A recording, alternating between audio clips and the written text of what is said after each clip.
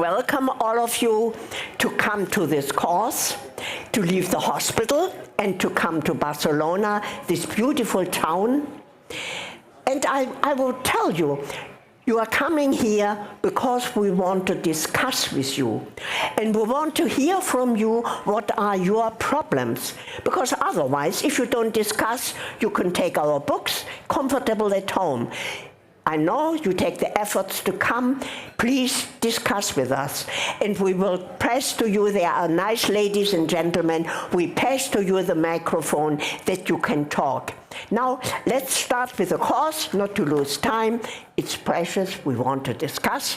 The first speaker is here, Dr. Böker, Professor Böker, and he talks about what is very, very important, how to examine detached retina for breaks, something which is forgotten. And he will tell you how to use indirect binocular ophthalmoscopy and the 3-mirror contact lens with depression. I hope afterwards you will try to find the whole like this. Thank you, Professor Böker. Dear Ingrid, dear colleagues, thank you very much. So let's see, here we go. Can I sit here? Yeah. So, I don't have to. Here we go now. Do you understand me? So, dear Ingrid, dear colleagues, thank you for showing up in such a large number. It shows us that you are all interested in the different approaches to retinal detachment surgery. And one of the main reasons here is you have to be able to examine a retinal detachment thoroughly before you decide what type of surgery you want to do. I know nowadays in some hospitals, they see detached retina, they put a little bit blue on this card and send them to the OR. That's not what we try to teach you, and that's not what's best for the patients. So you have to take a complete history. You have to make a complete eye exam, including the lens status, the iris status. You have to know whether there have been previous operations or trauma. And then you have to look and find all breaks. And if you do find all breaks, and the longer your experience in examination of the retina, the better you will be, the more options you have for a very gentle treatment of retinal detachment. The contact lens exam is always with the patient in the upright position, and the indirect, you should place the patient on the back, because in the OR, the patient will not be sitting in front of you, and you will not use a 3-mirror contact lens. If you want to do buccal surgery, you will work on the patient lying down. And it's a different story. The fluid moves a little differently. Maybe the way you look into the eye is a little bit more difficult. So binocular indirect ophthalmoscopy is very easy to use with indentation. You can use it on the awake patient with indentation, gentle indentation through the lid with a cotton swab. And you can see the aura everywhere, 360 degrees, and so you won't miss a break. If you miss a break, if you don't close it, regardless of with a buccal or with vitrectomy or with a pneumatic retinopexy, if there's an open break present, the surgery will fail. So improve your talents of indentation with binocular indirect ophthalmoscopy, because that's what you need for buccal surgery. You can use indentation as well with a contact lens, but that's more difficult. And in general, if you have the wide-angle observation lenses, even with secondary cataract, with pseudophakia, with not widely dilated pupils, you will be successful. So, how do we now sort of put it to paper? You know, if you open the fundus and put it on a plane, then you have some distortions, and you have to keep that in mind, that none of the presentations will be absolutely correct. So some breaks may be larger than you paint them, but try to be correct. The one we use for retinal detachment surgery is basically with the optic disc in the center. Why that? The optic disc basically is the situation where the retina is fixed and the fluid will move around the optic disc. So then with the macula on the left or the right side, you will define whether it's a right or a left eye. You can see up to the ciliary body. You should see the ora serrata, and you should know where the equator is, so you know how central or how anterior a break will be. Then, when you examine the patient, first of all, find the edges of the retinal detachments, the borders where they intersect with the ora. So you know that it's a retinal detachment from 3:30 going all the way over to 9:30. So this is important because if you know where the edges of the retinal detachments are, you know where to look for the primary break, for the most responsible break for this configuration of retinal detachment, because the retina is logical. Then you have to see, is it a bullous detachment or is it a shallow detachment? If it's a bullous detachment, you should know that the break will be, at least one break will be above the horizontal. If it's a shallow detachment, most likely it's an inferior detachment with breaks below the horizontal. And if you see demarcation lines, very important to look for, you know it's a long-standing history with a retinal detachment that was progressing slowly. Then if you find the first break, don't stop, because half of the retinal detachments have more than one break. Yeah? So another 25% at least 2 breaks. Most of them are close to the first break, but again, we have seen detachments at break at 12 o'clock and 4 o'clock. Continue to look for all the breaks, because if you want to be successful, you have to close all the breaks. Sometimes, if you only have very small breaks, you maybe just find with a contact lens, it's worthwhile to draw a vessel or other marks that can help you to identify where this small break is. Otherwise, in the OR, you open the conjunctiva, there's some blood on the cornea, you just clean it and you put some, I don't know, visco on it. It may be difficult to find, but if you have helpful lesions, so it's the large vessel and the third intersection to the left, something like that, you will be able to find it again. We have seen cases where in the operation, the surgeon said, well, could you please come and help me find the break again? That's not bad if you are honest enough to present it, but even better is if you have helpful lesions that help you to find the break in surgery again. So in the end, you have to do a slit lamp exam again, look for the vitreous, look at the other eye. So you should finally be finished with a retinal detachment where the detached retina is blue, the breaks are red openings in the blue, you should see some star folds, you could mark the vitreous with green, you should have the identifiable lesions. And if you improve your examination skills and your drawings, you will improve your success rate in buckling surgery and even in vitrectomy. So a lot of people now say, with vitrectomy, I don't have to look for it. I will find it on the table. Again, if that would be true, we would have no redetachments after vitrectomy. We do have redetachments after vitrectomy. So improve your skills, be as thorough as you can, and you can improve it from year to year to year. And that will help you to get the best results. 360-degree depression, locate the edges, find the first hole and others, don't stop, and look again, look again, look again, identify the landmarks, look at the other eye. All that will help you to be a better surgeon than before. Thank you very much.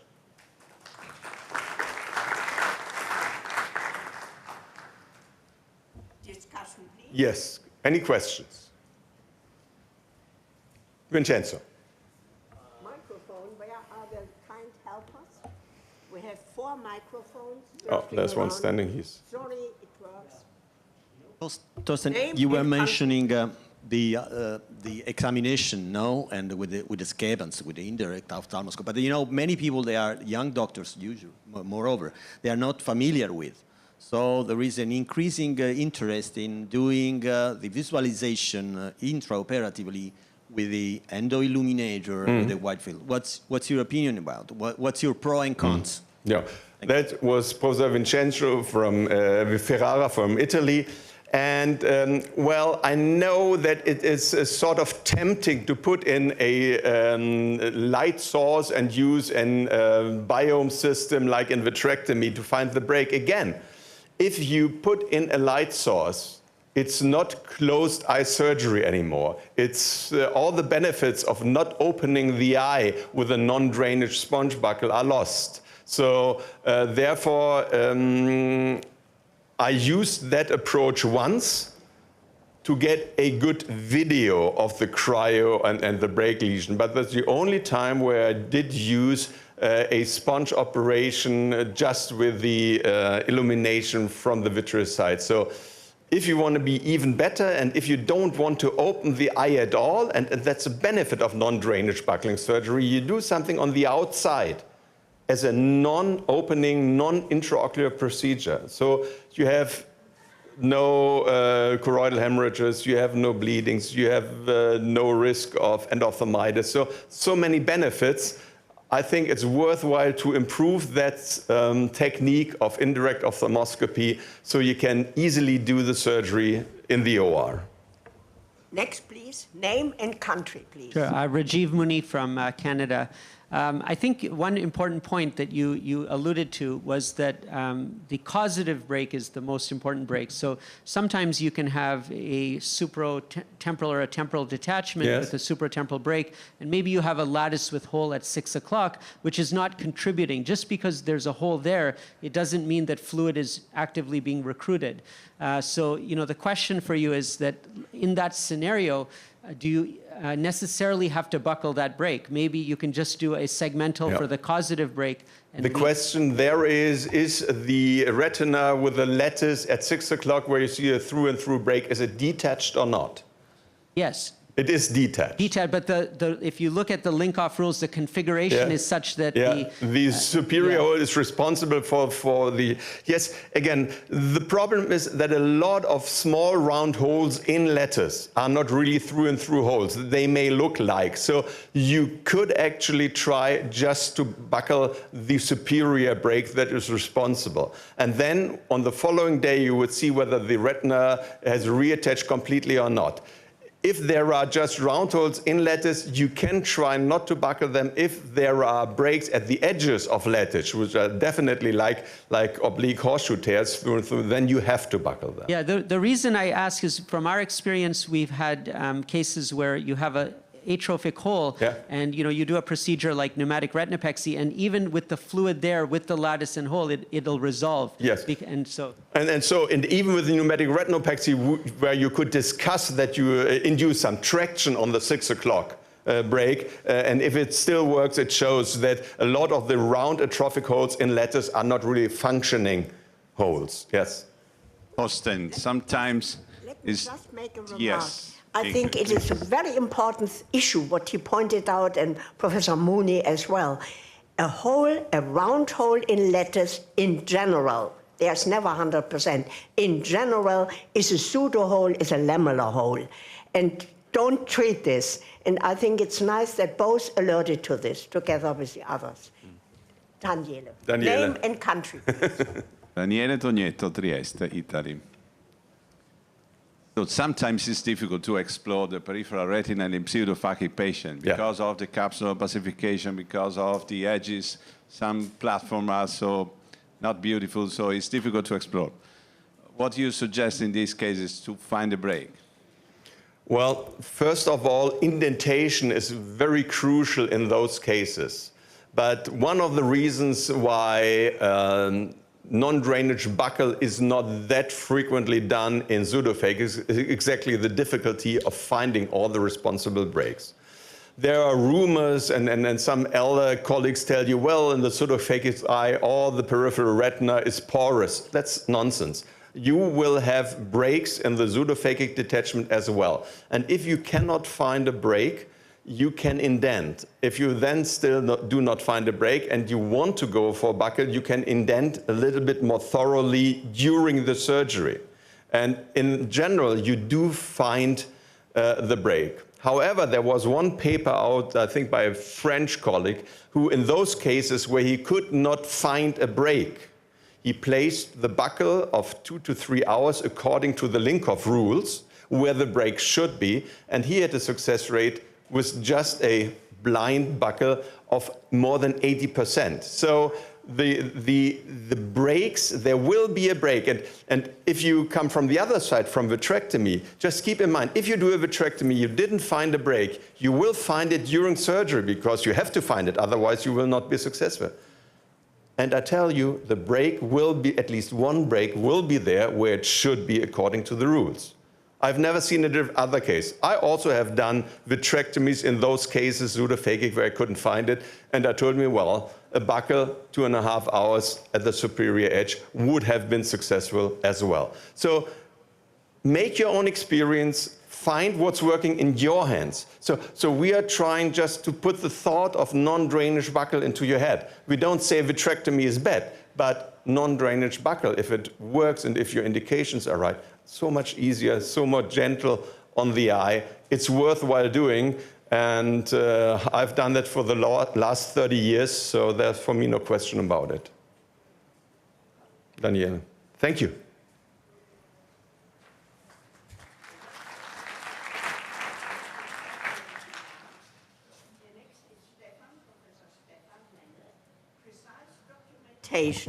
Of findings with fundus drawing, and he tells you how to do it precisely.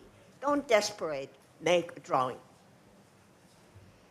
Dear Professor Kreisig, thank you for invitation. Thank you to partake this meeting. Dear colleagues, documentation of the fundus and fundus drawing.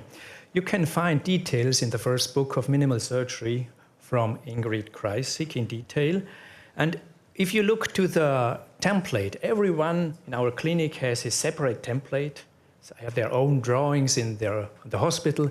And above you see a wide field fundus photography, but we do not see everything. We do not see the periphery, and it's not enough for us to treat the retina by such digital wide field images. So we have to draw it very exactly. And if you look to the templates, you will see here, where is the disc? It was already pointed out by Professor Böckir. The disc should be in the center.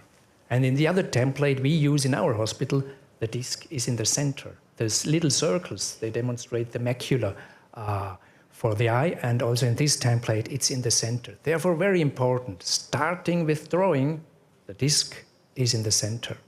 We have different possibilities for a fundus drawing or a fundus image. The fundus drawing can be manual, as we like to do it in the daily work. It can be digital. There are different software possibilities available today that you can do it on your screen and on your system to make the horseshoe tear, the star folds within a digital image. And you have the digital wide field images, which are not enough for our findings in the very periphery. So we look especially on the manual drawing, and we talk about that.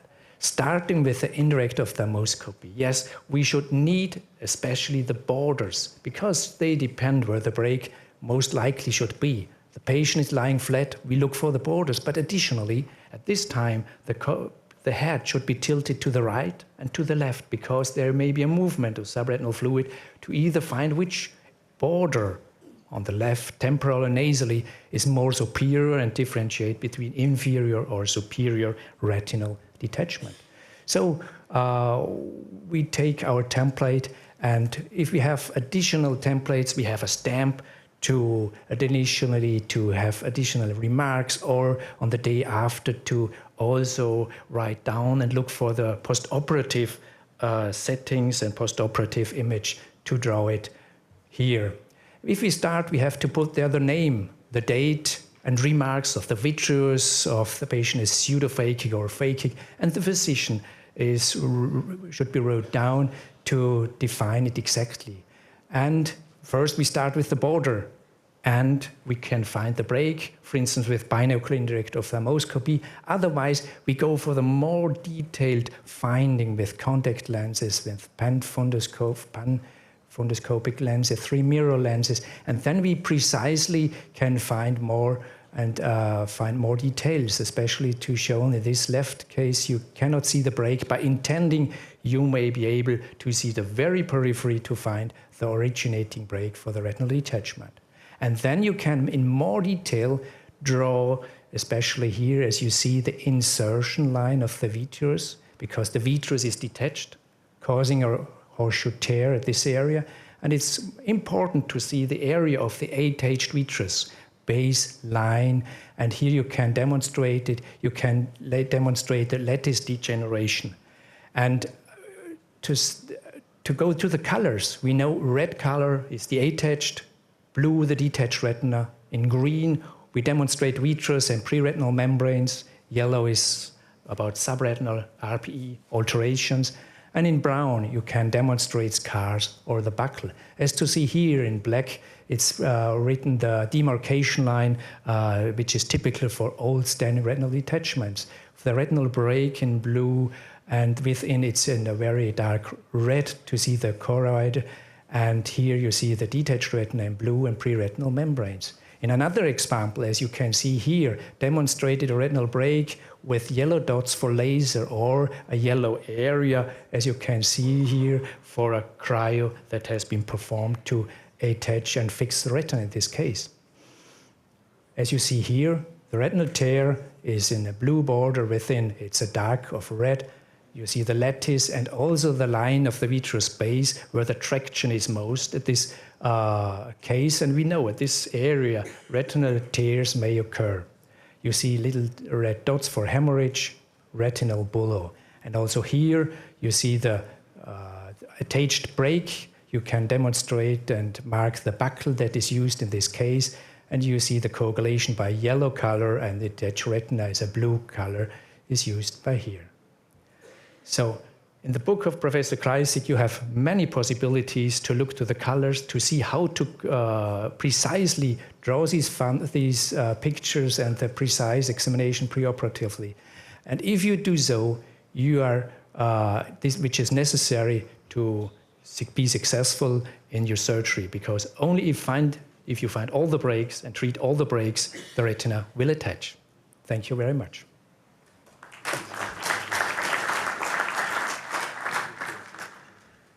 Are there any questions for discussion? Thorsten. Just one remark, Thorsten Böker, Germany. The advantage of a handmade picture is that you have to decide what you see. In the old days where you had almost a Monet of a retinal detachment, the examining surgeon had to say, this is epiretinal membrane, this is a break, this is a star fold, this is a subretinal thing. So the better your picture, the more you have understood the retinal detachment, and the better you understand the retinal detachment, the more successful you will be. So the drawing is the first big step in being a successful retina surgeon. Also a comment. I think that the use of the drawing is clearly very important, and we were just discussing earlier how the skills of examination are so critical with procedures like scleral buckle or pneumatic, where you really need to find every break. I would add to that also that modern wide field imaging and OCT also provide a different type of information, not specifically for finding the break and treating the detachment, but give us tremendous insight about the architecture of the retina from a microstructural perspective. And we're learning a lot by examining the OCTs and looking at them before and after surgery. So in our clinic, we routinely will also get OCT and wide field imaging, and I think having a detailed drawing in addition would also be beneficial because they provide different information. Thank you very much. It's very important to point it out. We usually do the OCT preoperatively as well as postoperatively, because it's very important, as you pointed out. It's about macular pucker, it's about resorption of subretinal fluid at the macula. Very important to do that preoperatively and postoperatively. I think another comment, Dr. Menel, Dr. Abhishek Kothari from India. So especially for people who are beginning to do buckles, the day before surgery, you make your large drawing. We call this the large drawing, and make sure that your vessels, especially to the breaks, are all marked. But before you go into the OR the next day, have a quick look again. Sometimes you may be a little surprised that there is a distortion and you didn't actually make it the way it looks. If there is some change, do it there, because you don't want to spend extra time when the conjunctiva is open, when the muscles are brittle inside the OR. All the time that you would want to spend correcting yourself should be before you go into the OR, not after, while on the patient. Thank you. So thank you very much. We go to the next topic. It's Professor Vincenzo Ferrara from Italy. Please. Thank you. Thank you, Professor Kreisig, for making me part of this family where I belong since more than 25 years now. Well, retinoschisis is a crucial diagnosis to me because very often it's confused with the retinal detachment, with the rhegmatogenous detachment. And this leads in unnecessary laser treatment sometimes, or even in unnecessary surgical interventions. That's why we'll try to analyze some patterns as where it was done by Professor Kreisig and Harvey Linkoff almost 20 years ago, analyzing 4 different cases, clinical cases of retinoschisis. This is the case 1. This is a 26-year-old girl, asymptomatic, and this is already something, it's important, which was referred with a diagnosis of bilateral detachment. As you see here, you can see there are there is an elevation of the peripheral retina all around 360 degrees, and there are several little horseshoe tears close to the ora serrata. But if you take care, if you look at more precisely to them, you see that the shape of the elevation is not according to the rules of Linkoff we're going to examine it. I mean, we're going to see the rules and the shape of detachment in the next speeches by Professor Kreisig. But anyway, you see, this is not typical. I mean, staying to the position of the hole of the break is not the extension of the elevation. Is not conventional. It's unusual, and it's repeated again here and here. So this is already something too strange, and there were so many breaks. What does it mean? This means that they are not suggestive for a retinal detachment, but for a retinoschisis. And again, even the fact that this is a bilateral one, so this is another sign. It's very rare to have a bilateral asymptomatic retinal detachment. That's why, and then again, look, there are no demarcation line on the pattern. So the diagnosis, sorry. Okay, this is invert. So the patient was postponed for a follow-up, and the follow-up at 11 months and 22 months, so 2 years later, demonstrated that it was really a retinoschisis, not a retinal detachment in both eyes. This is case 2. Again, asymptomatic female referred for a retinal detachment in the left eye. Visual acuity was 20/20. And this was by examining the fellow eye, so the right eye, again we had a similar pattern. Once again, there are 2 elevations in 2 different eyes of the same patient, and with the same appearance. Many small little holes, no demarcation lines, an elevation not extending toward the posterior pole, and not related to the presence of the hole. So the hole, the breaks, they were not consistent with the elevation of the retina, which is behind. So again here, the diagnosis of bilateral the retinoschisis were done, and the patient was advised to check up routinely her visual field, and then we will see how to do the self-check of the visual field, and to come back for if any change occurs. And this is what happened finally. 5 years later, she came back at the observation of Professor Linkoff with such an elevation going straight forward the macula. And of course, This is a case where a real retinal elevation, so a real retinal detachment appeared in a pattern of retinoschisis. So what to do in this case? How to treat this case? Obviously, let's treat the retinal detachment. So let's go treating just which was the real break, but the other one, as we discussed previously, they were not real through breaks. They were just lamellar holes or holes in the inner layer of the retinoschisis, and then we will see what is a retinoschisis. This is a third case. This is a little bit more difficult to diagnose because you see here on the right eye there is a bullous detachment here, a bullous elevation, not detachment, elevation. Detachment is other, and we will. There is a bullous elevation here, but again, if you look at with a round hole here, just at 6 o'clock, but look at this and this elevation laterally, which is similar to what was appreciable in the left eye, which was operated years before for the retinal detachment. So it was obvious to imagine that this was another retinal detachment going up to the follow-up. But if you look back here, if you see the border of this elevation, they are rounded to the ora serrata. This is not typical. A retinal detachment usually has a border like this in case. This is, you see, is rounded. And of course, in drawings, it's much easier than in reality. But even in reality, you can appreciate where the borders are rounded. So the idea was to do a laser test.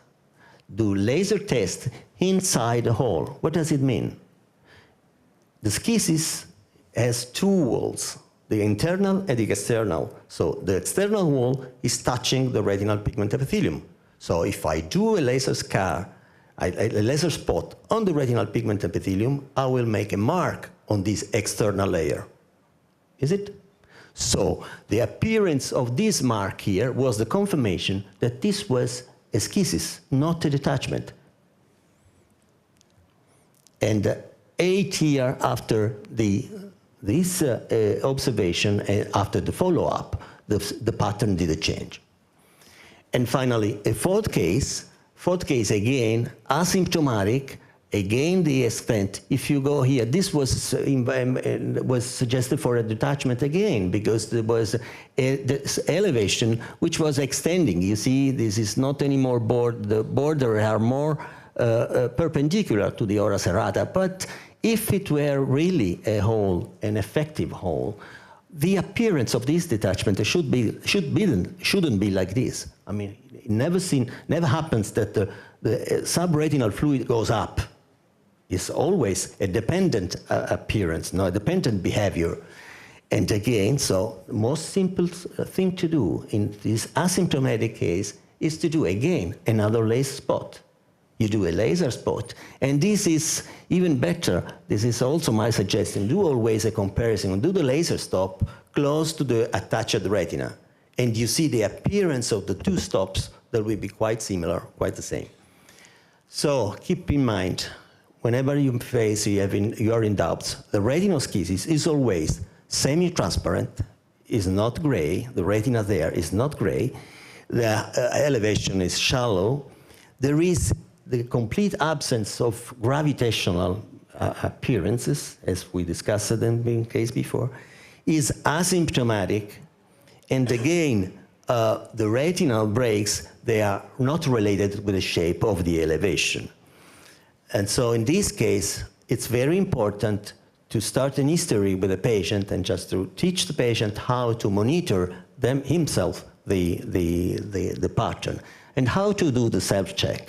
So this is a very simple rule, which is very important because also make the patient active. It's a proactive study. So make him choosing a room. Unfortunately, not everybody can choose a room like this, but to stay a room always, and this is very important. He has to check a target in this room, which could be the window, for example, being always at the same distance and the same lightening, so that you won't have a different width of the pupilla. then given a certain defect, visual defect, which could be done by the elevation of the peripheral amplification, he does this observation every week. And if any change in this pattern happens, so the windows disappears, and then also the drawings disappear, and even the chair disappear, so that's a retinal detachment again. Thank you.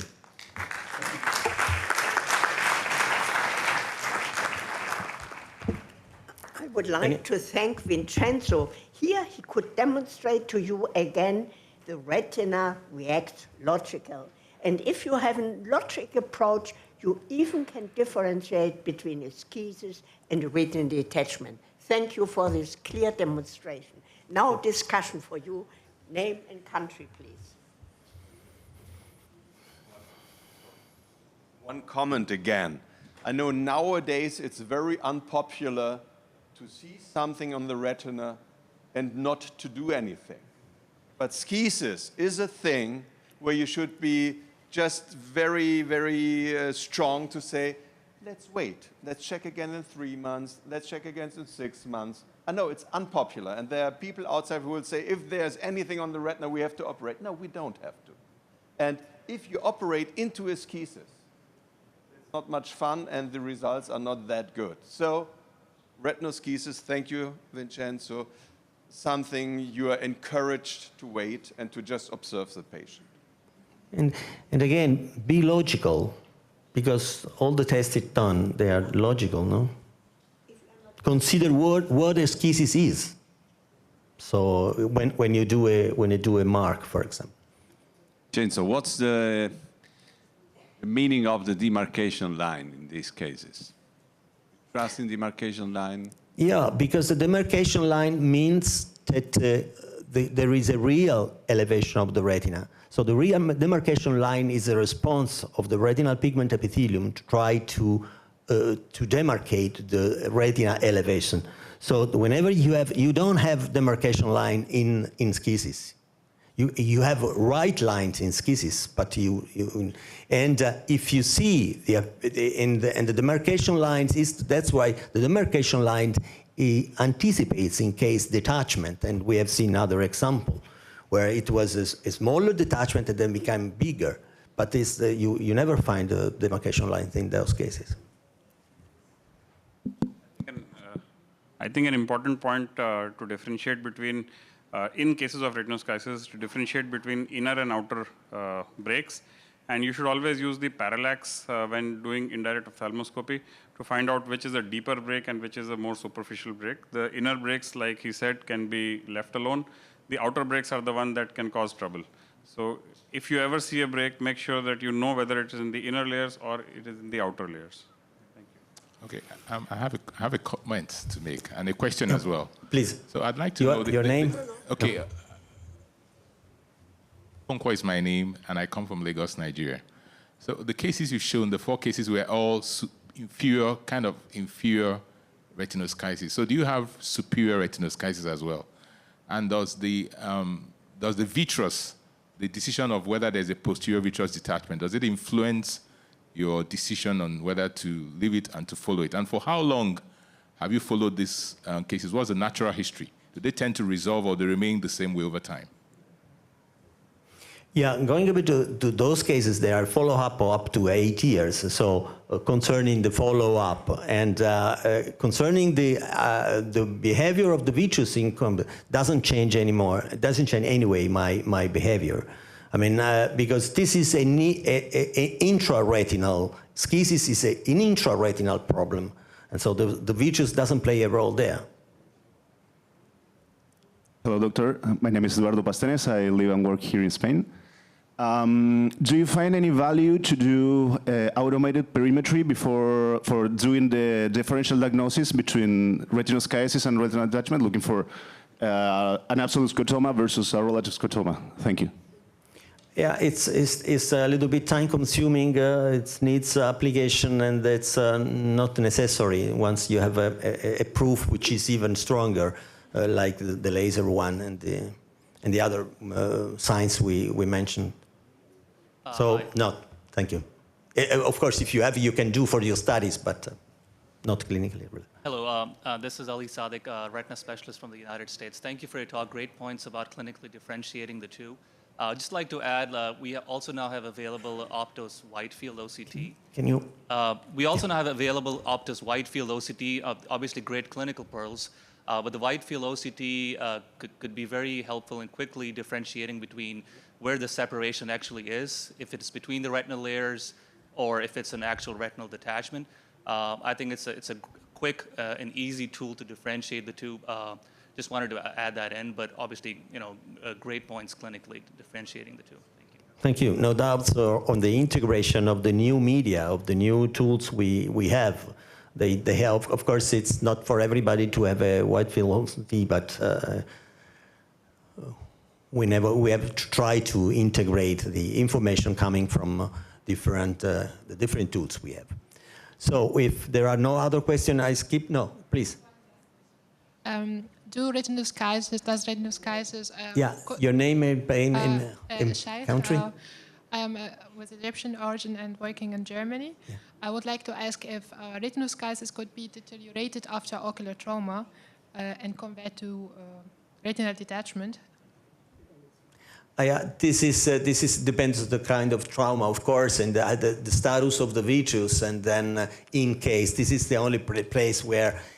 But finally, if you think about, I mean, it could be even like an airbag working. I mean, so I don't think this is I don't have evidence by literature, honestly.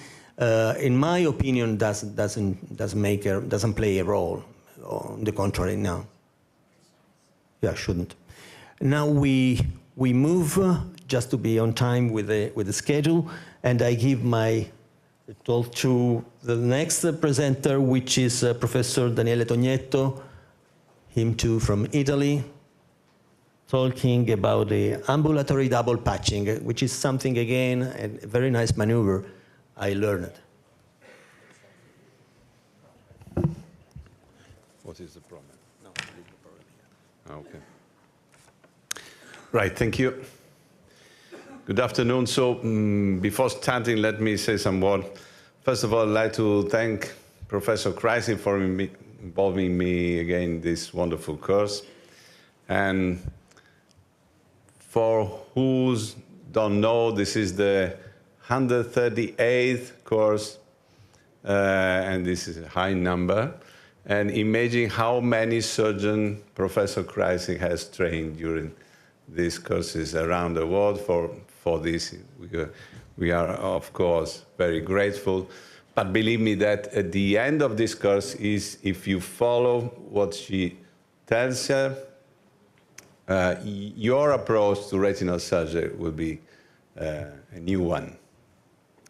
So this is a picture coming from the 135th course in Trieste last year. So ambulatory double patching, what does it mean? It's a simple maneuver, effective, non-invasive. We can use in several conditions. And it consists in covering both eyes of the patient with a gauze patch held in place with a single strip of paper tape. And the patient should be at bed rest or with the head raised. It depends on the condition requiring our maneuver. A little bit of history. This maneuver has been proposed first by Karl Stellwag, an Austrian ophthalmologist. Maybe you remember, for the Stellwag sign in the thyroid eye disease. But he proposed also the immobility of the eye to treat the retinal detachment. And at that time, the patient lay supine with the head blocked by sandbags for many days, so very challenging for the patient laying on the back and in the dark, so it was dark periods for them. And in addition, in 1976, Alkver even proposed to block the eyes with suture, so even more challenging for our patients. But anyway, they both noted that with this maneuver, the retina flattened in about half of those cases. So how does it work, this maneuver? You perfectly know the mechanism causing the retinal detachment, the main cause of retinal detachment, the vitreous traction, causing a retinal tear. And after that, the passage of vitreous fluid into the subretinal space results in a retinal detachment. And the ocular movement, remember that the ocular saccades are among the most rapid movements. The ocular movements are very important in this mechanism because they promote the progression of retinal detachment. And why? First of all, because in the presence of traction on the retinal brake, they cause an intermittent but strong traction on the brake that creates a sort of depression and a transit of fluid from the vitreous cavity in the subretinal space. This has been demonstrated by this beautiful study based on a finite element mathematical calculation model. They realize a sort of simulation of traction applied to the edges of a retinal hole, and they demonstrated that there is a vacuum in blue, you see, in the subretinal space, drawing fluid flow into the subretinal space. So when we have a traction, we have a sort of depression, calling the fluid inside the subretinal space. And the second thing is that increasing the speed of intraocular fluids, the fluid can penetrate more easily in the subretinal space. So the eye movement is very important in maintaining and promoting the retinal detachment. And this is the meaning of this maneuver. So the absence of ocular movement reduces the vitreous traction and reduces the flow from the vitreous cavity in the subretinal space. So the purpose of double patching is therefore reduce the eye movement, and as you can see from the eye suture at that time. Of course, we have to explain to the patient why we are putting it on the bed, on the back, laying there with the double patching, because they suffer from this, but you have to explain why. We can use this maneuver in two circumstances, the bullous retinal detachment and the vitreous hemorrhage. Let's start with the bullous retinal detachment. You will hear from Professor Kreis the rule, but I can anticipate that the bullous retinal detachment originates from a superior brake. And so in those cases, it's difficult to localize the brake due to the parallax, but it's not a reason to move to another surgery, to perform a vitrectomy, to draining or putting a larger buccal. We have to wait. So double patching for a day or for 2 days or for 3 days, and this will cause flattening of the bullous retinal detachment. We can find more easily the brake, and we treat the patient more easily. Of course, if there are still any uncertainties, the operation can be postponed for another day, and the fluid will reabsorb if the eyes of the patient are blocked. So double patch, put in the dependent position, and of course, this is, again, a better solution for these eyes. Let's move on to vitreous hemorrhages. You know that 4 causes of no traumatic vitreous hemorrhage are retinal vascular disorder, retinal vascular abnormalities, breakthrough bleeding, but what we are interested now is rupture of a normal retinal vessels from attraction exerted on the vessel during a PVD, a posterior vitreous detachment. And you know that if during a posterior vitreous detachment a large retinal vessel becomes torn, we have a strong vitreous hemorrhage. And tearing of a vessel during a posterior vitreous detachment very often is associated with a retinal tear. And you see that the incidence of retinal tears after a PVD ranges from 6 to 18%, but when we have a vitreous hemorrhage after a PVD, this incidence is about 30 to 90%.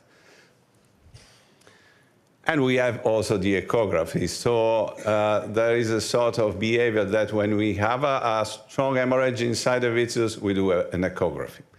of course, is mandatory, but the ultrasonography is, the accuracy of this exam is not so high, so many times we can miss the break. The percentage of diagnosed break is limited. And so this habit we have to repeat echographies every day until we find a retinal detachment is not correct. And so that's why we have to put an ambulatory double patching to reabsorb the blood. Now we'll see the kinetics of vitreous hemorrhage. When we have a detachment of posterior hyaloid causing an hemorrhage, the retrohyaloidal space fills with blood. And the vitreous gel remains clear because the posterior hyaloid is a sort of barrier. So if we put our bandages on the eye and we raise the head of the patient, the blood gravitate to the bottom of the space and we can explore the retina, we can find the break. So once the break has been identified, if the edges of the tear are attached, we can do our treatment, laser or cryo, whatever. Of course, if we have a hole in the posterior hollow of the membrane, the blood will enter the gel, and so we can't explore the retina anymore. And in those cases, we have to perform a vitrectomy.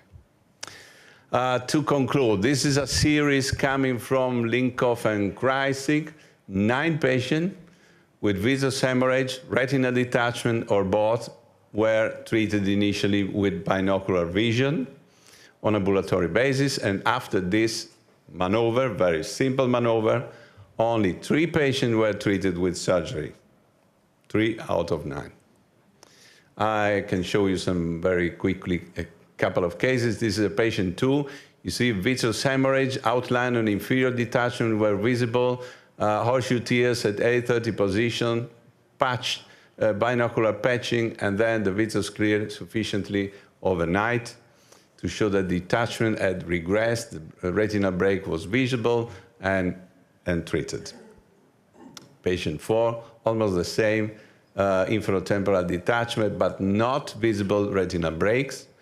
Double patching the day after the retina was attached, except for a narrow, you can see here, residual elevation line of traction, so no break, but they put a buckle in the line of traction for 6 to 8:45 position with a sponge, and everything went well.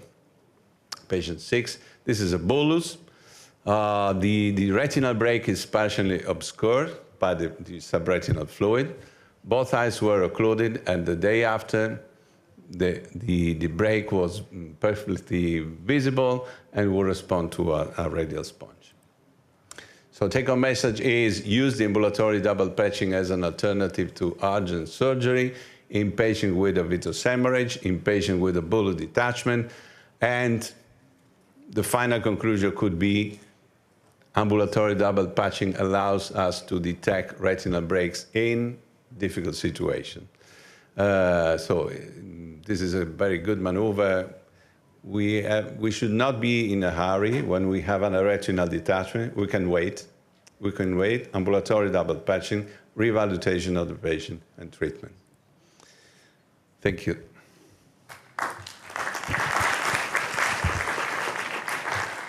Do you like your picture?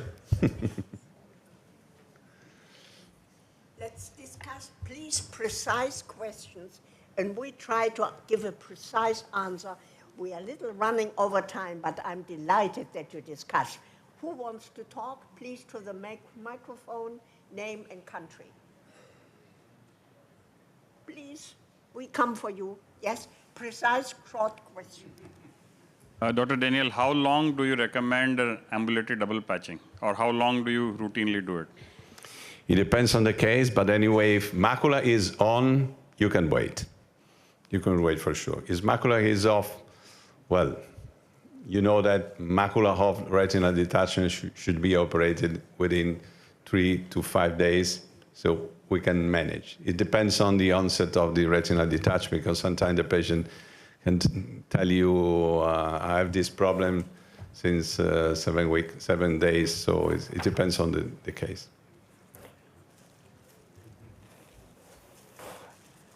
Very shortly, in case of vitreous hemorrhage in non-vitrectomized eyes, do we have a time limit to start with to use the procedure of a double patching? I mean, since the moment the hemorrhage occurred, how many days you can still try the maneuver in your experience? Well, we can try for a couple of days, I guess. You understand immediately if your maneuver works or not, because the day after you can have a clean, not clean, but almost clean vitro, allowing you to explore the retina. But if you have many holes on the posterior halide, the entire gel is opaque, so maybe it's better to do a vitrectomy. But the habit of doing an echography every day to see if we can detect the break is wrong, completely wrong, because you know in 90% of cases you have the retinal break. You don't know what is it, but you have it. So in that suspect, you should perform a vitrectomy if you can't explore the retina. Patricia, Poland. What do we say to the patient? Name and country, please. Patricia, Poland. What do we say to the patient? Is he needs to lay down, or can he sit? Can he move around the house? What do we tell them? It depends on the condition you have. If you have a bullous retinal detachment or, I don't know, a lot of liquid under the retina, the patient should be supine. If you have a vitreous hemorrhage, the patient should be raised. It depends on the condition. Back or on the belly? Should he lay down on the back or on the belly? Is it on the back. On the Signals from, who is the next? You. Yeah. Professor me. Ingrid cried. An applause for Ingrid. Look at how many people attended this course. Now, please, colleagues, don't be disappointed. I try my very best not to disappoint you. And now we have to talk about where is the laser pointer. It showed gravity, it went to the bottom, it fell down. The 4 Linkoff rules. Now, what to do? What is the first thing you have to do? You heard already? To lie the patient flat on a stretcher and to turn the head to the right and to the left. Why? To determine the exact borders, edges of a detachment. And what will you do next? Sit the patient at the slit lamp to make a precise drawing after surgery. Then, in presence of contact lens, make visible the interior retina up to the ora serrata with the depressor. Don't press hard, the patient squeezes and your gonio lens, like my pointer, falls to the floor. Gentle. To make possible the retina up to the ora serrata, and if you did not find the break, by depression, you can better find the break. Why? An operculum, a horseshoe there, the operculum is standing up, and if it's a round hole, the detached retina appears whitish in contrast to the hole, the background, which is red. Now, let's start to work. The extent of a detachment is determined by several factors. The position of the break, you recall what you heard already, whether the break is superior or inferior. When it's superior and there is a certain amount of fluid, we have, so lucky, gravity, sometimes very good, to move downwards. But this progressing detachment is stopped by barrages the nature is providing. Where is the retina fixated? At the disc, at the ora serrata. And then, if you had done before a buccal operation, a buccal is a certain barrage, and as well, if you have done laser, the laser scars. Now, let's go into practice. We go and look at patients together. You see, here we have a detachment where is the laser? Wait, laser pointer, I don't see it. Oh, there, I use this. It goes from 1:30 over 6 to 11 o'clock. At first, the retina detaches at the basis of the operculum towards the ora serrata. The detachment gets larger, follows gravity, goes down to 6 o'clock, turns around and ascends on the second side up to the highest border to the position of the primary break. Now, let's conclude. Linkhoff, very precise, very analytic, hard worker, and Vincenzo worked with him. I worked with him 48 years, so I learned very much to be precise and analytic.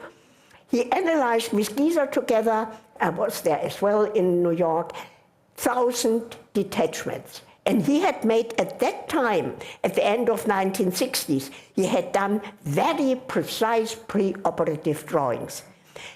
And out of this, they found the following. That's the Linkhoff rule number 1. A superior temporal or nasal detachment in 98%, that's almost 100%. The primary break, which determines the extent of the detachment, lies within 1.5 clock hour beneath the superior border of the detachment. I mean, that is marvelous, 100%. However, remember, you were alluded to before, in 50%, Linkhoff had found these rules, in 50% there's only one break in a detachment, in 30% two breaks, and in 20% more breaks. And now the cerclages will say, aha, we do a cerclage, why do this little buckling with the little holes? And he did a study, and the additional breaks, the multiple breaks, are in general, listen, within one quadrant of the primary break. So the cerclage would not be an indication. So that was rule number 1. Let's continue. Another detachment. It goes from from 7/12 to 4 o'clock, and it has a hole at 12 o'clock. I think the pointer is almost too weak. But be critical, the retina is logic. The contours are reacting logical. The hole is not exactly at 12 o'clock. It's a little bit more towards 11 o'clock. I hope you agree, isn't it? The retina shows you. The detachment moves asymmetric down. It's more down at the 7 o'clock side than the 4 o'clock. And if you wait longer, if you don't do what Professor Tonietto told you before, if you wouldn't do double patching, ambulatory, which would stop the progression, this detachment would get total. Now, rule number 2. A total or superior detachment that crosses the 12 o'clock meridian in 93%, in over 9 of 10 cases. The primary break is at 12 o'clock or in a triangle, the apex of which is at the ora serrata and the sides of which extend, listen, 1.5 clock hour to either side of 12 o'clock. Is the retina not logic? You just have to memorize this logic. And the organizing committee was kind enough to make for you in plastic a card suited for your doctor's pocket with the 8 rules we will present to you to have them attend all the time. Now let's continue. Let's continue. Remember, the 2 cases we just showed to you have had superior breaks, and they progressed quickly due to gravity.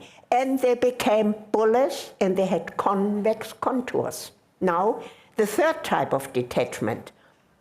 It is an inferior detachment. Yes, that is true. Is it bullous? Think. It's not bullous. Aha! It's an inferior detachment which is not bullous. If it is not bullous, what does it indicate to you? Remember, there should not be a superior hole.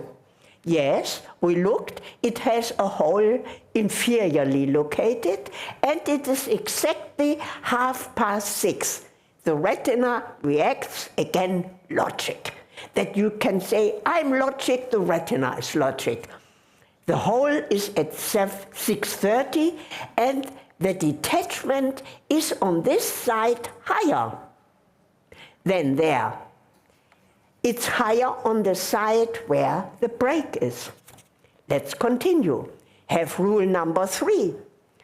Inferior detachments, which are not bullous, remember, in 95%, in more than 9 of 10 cases, very often, the higher border of the detachment indicates on which side of the disc an inferior break lies.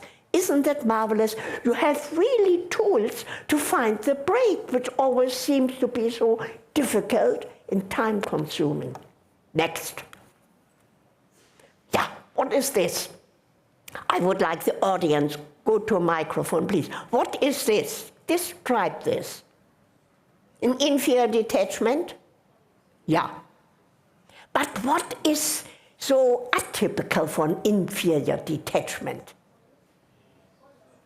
Go to the microphone, please, that we hear what you suggest, colleague. Detachment. It's bullous. And what does bullous imply for you, Frau Kollegin? The hole is already on the upper side. Aha. And what do I tell you? You should lie the patient flat. Perhaps your contours are not so okay. Stay there, I show you. Why does it not move? I press the button. Can you help me? I press here.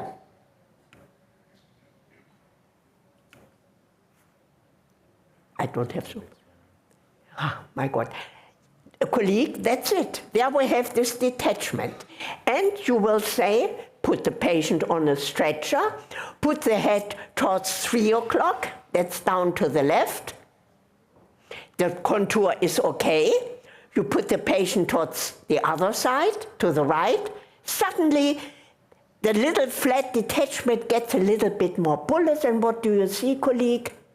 A hole superior of 9 o'clock. You were right.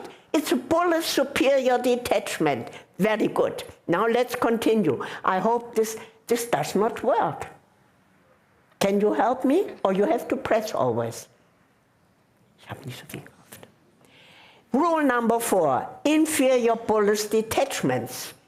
Inferior bullae in a rhegmatogenous detachment originate from a superior break. Is this not at all a great message? Now let's continue. That's the conclusion. What is typical for rhegmatogenous detachments? What the colleague was telling us. Convex borders, yes. Convex surfaces, yes. The extent of a detachment goes from aura to the disc, okay. It has a dependent shape. It progresses according to gravity. And there are 3 types of detachment I tried to show you.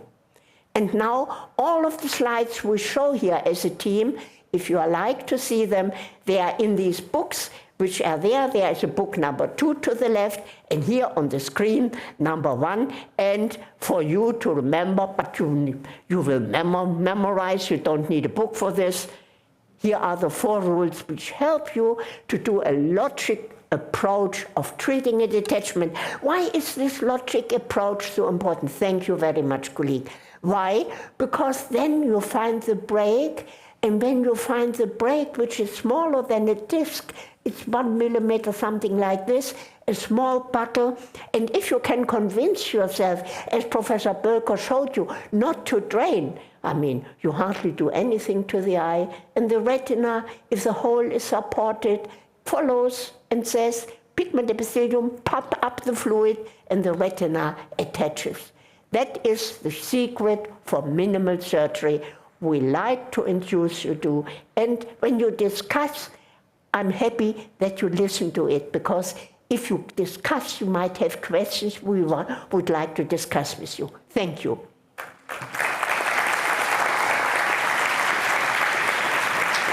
First of all, thanks to the nice lady, the colleague who discussed, who will continue to discuss. Please, microphone, name and country.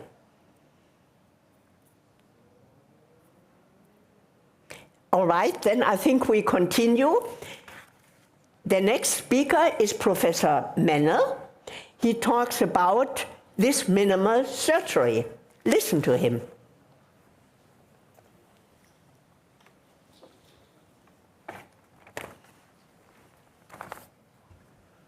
Dear colleagues, the next topic is how to perform minimal buckling without drainage.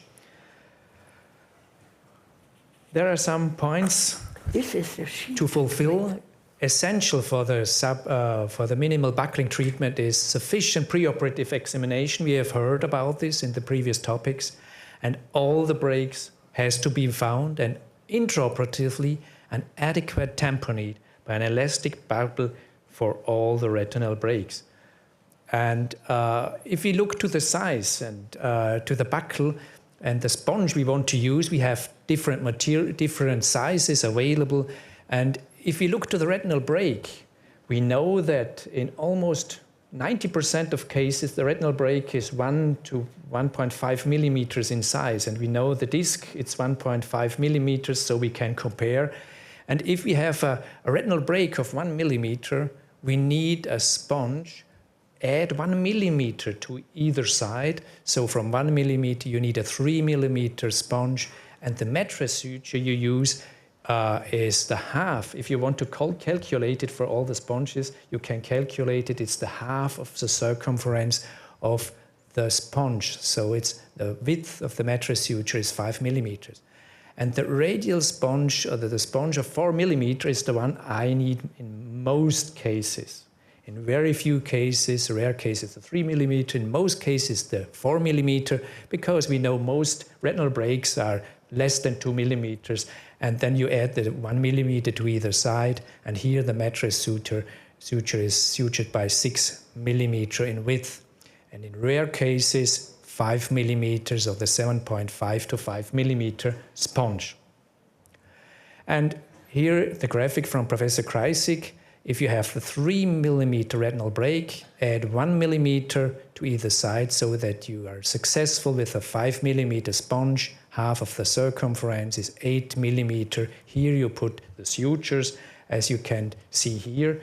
If you are in doubt, how is the size of the retinal break, because you want to calculate the size of the sponge you use, go there to the sclera, make a mark, as you can see here, mark the base of the horseshoe tear, and at this area you can measure. If you measure 3 millimeters, yes, you know, the sponge should be 5 millimeters. You use for that, and the mattress suture is 8 millimeters in width. The video I don't show now because we have a separate video session today where several colleagues of us will present their video, so we have time enough for different videos and we'll see it afterwards. It's important, the indentation, and it's important to mark exactly where the retinal break is. And by the indentation, and you go there, you start in the very periphery and you make the indentation, you make the mark. And if in doubt, and I'm not sure about the size and location, I do it a second time. I go there for a second time, look if I'm on the same precise dot and marking point to be sure, yes, it's the horseshoe tear, yes, these are the points I have marked. And avoid parallaxis, we point out later in another talk. But if you look there, start in the very periphery with indentation. The parallax is important with high detached retina, but if you can do the indentation starting from the very periphery and there is low and only few fluid beneath the retina, there is less parallaxis, and then you are sure that the break and the buckle will be at the right position for these cases. And if in doubt, and if you have the chance take a radial buckle, then all the time look for the radial buckle, because we know it's more difficult in high bolus detachment to see the central part of the break, to mark it, and then it's more secure to take the radial buckle, also concerning the possibility of fish mouthing in cases of a circumferential buckle. And which patients can be treated with buckling surgery? Cases with 1 and 2 clock hours detachment with 1 retinal break. Of course, you can do buckling treatment for these cases. We buckle the retinal break, not the detachment, we buckle the retinal break, and you can be successful for small retinal detachments. But what to do with total detachments? Is it possible for total detachments? Yes, because why? We go for the treatment, not for the amount of detachment. We treat the causative break, and it's the same treatment. It doesn't depend whether it is a 2 or 3 clock hour. It's the same buckling treatment of the originating break that we try and we perform in this case, sponge buckling at 11 o'clock where the causative break is. And looking for an inferior detachment, if we look for vitrectomy, should we do cerclage, vitrectomy, and what's about the tamponade for these cases? We know in vitrectomy it's not so easy to have a good tamponade in the inferior part, either with silicone oil or with gas. And PVR formation mainly occurs in this area. And for these cases especially, it's very helpful to make the tamponade by the buckling treatment, because there we do not have the risk and the problems of inferior silicone oil or gas problems that do not good tamponade the inferior retinal breaks. So to sum up the technique, how we do it, the preoperative evaluation and examination is essential. The surgical techniques, we have to mark the retinal break exactly. We are then buckling at the area of the break with the size we have presented already, and when we put the suture there, we press it very hard to compress the sponge.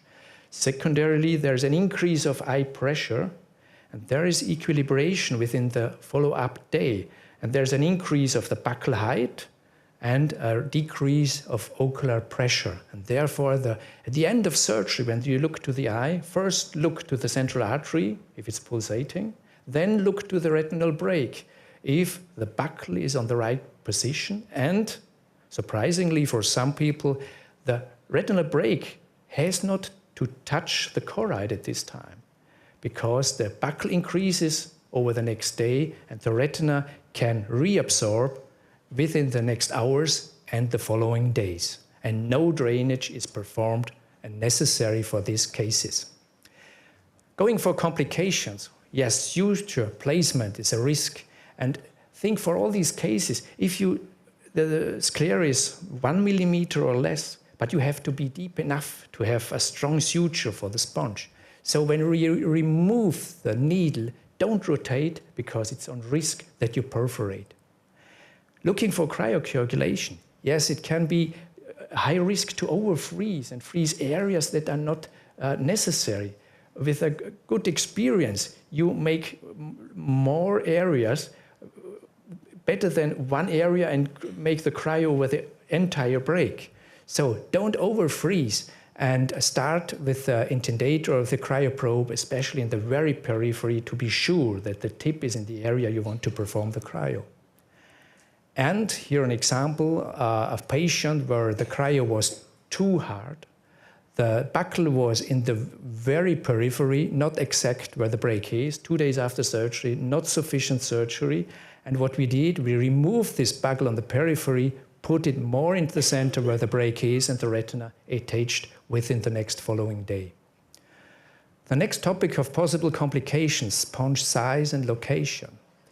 The vitreous infection rate is less than 1%.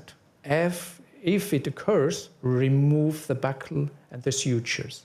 If you have a buccal extrusion, it's very rare if you put the tenons over the sponge, but nevertheless, it's less than 1%.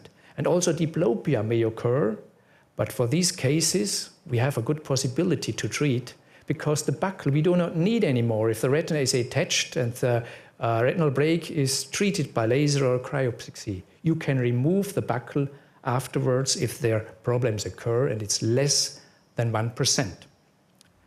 Now, why we do the surgery? We want to have good results. The doctors, we want to have an attached retina. The patient is only interested in having a good visual acuity. Can I read afterwards or not? These are the questions of the patients. And there was a big study performed comparing buckling treatment with vitrectomy, the SPR study. And if we discuss about results of a study, we should know which patients were included. And you look on the left here, these patients were included with larger breaks, multiple breaks, different distances to the ora. I would think these are patients, they are a little bit complicated to perform with buckling treatment.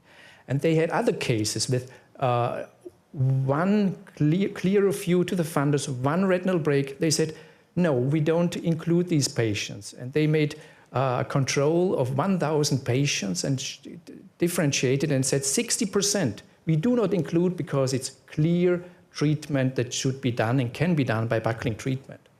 Therefore, in this SPR study, all these different difficult cases are included. And nevertheless, buckling treatment had a significant better results in phakic eyes with 7 lines of increase of visual acuity, and a risk also of cataract surgery that was higher in the group of vitrectomy.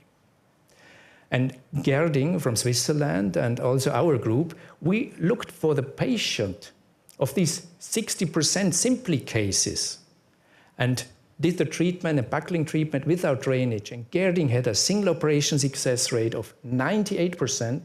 We in our clinic had 90.2%.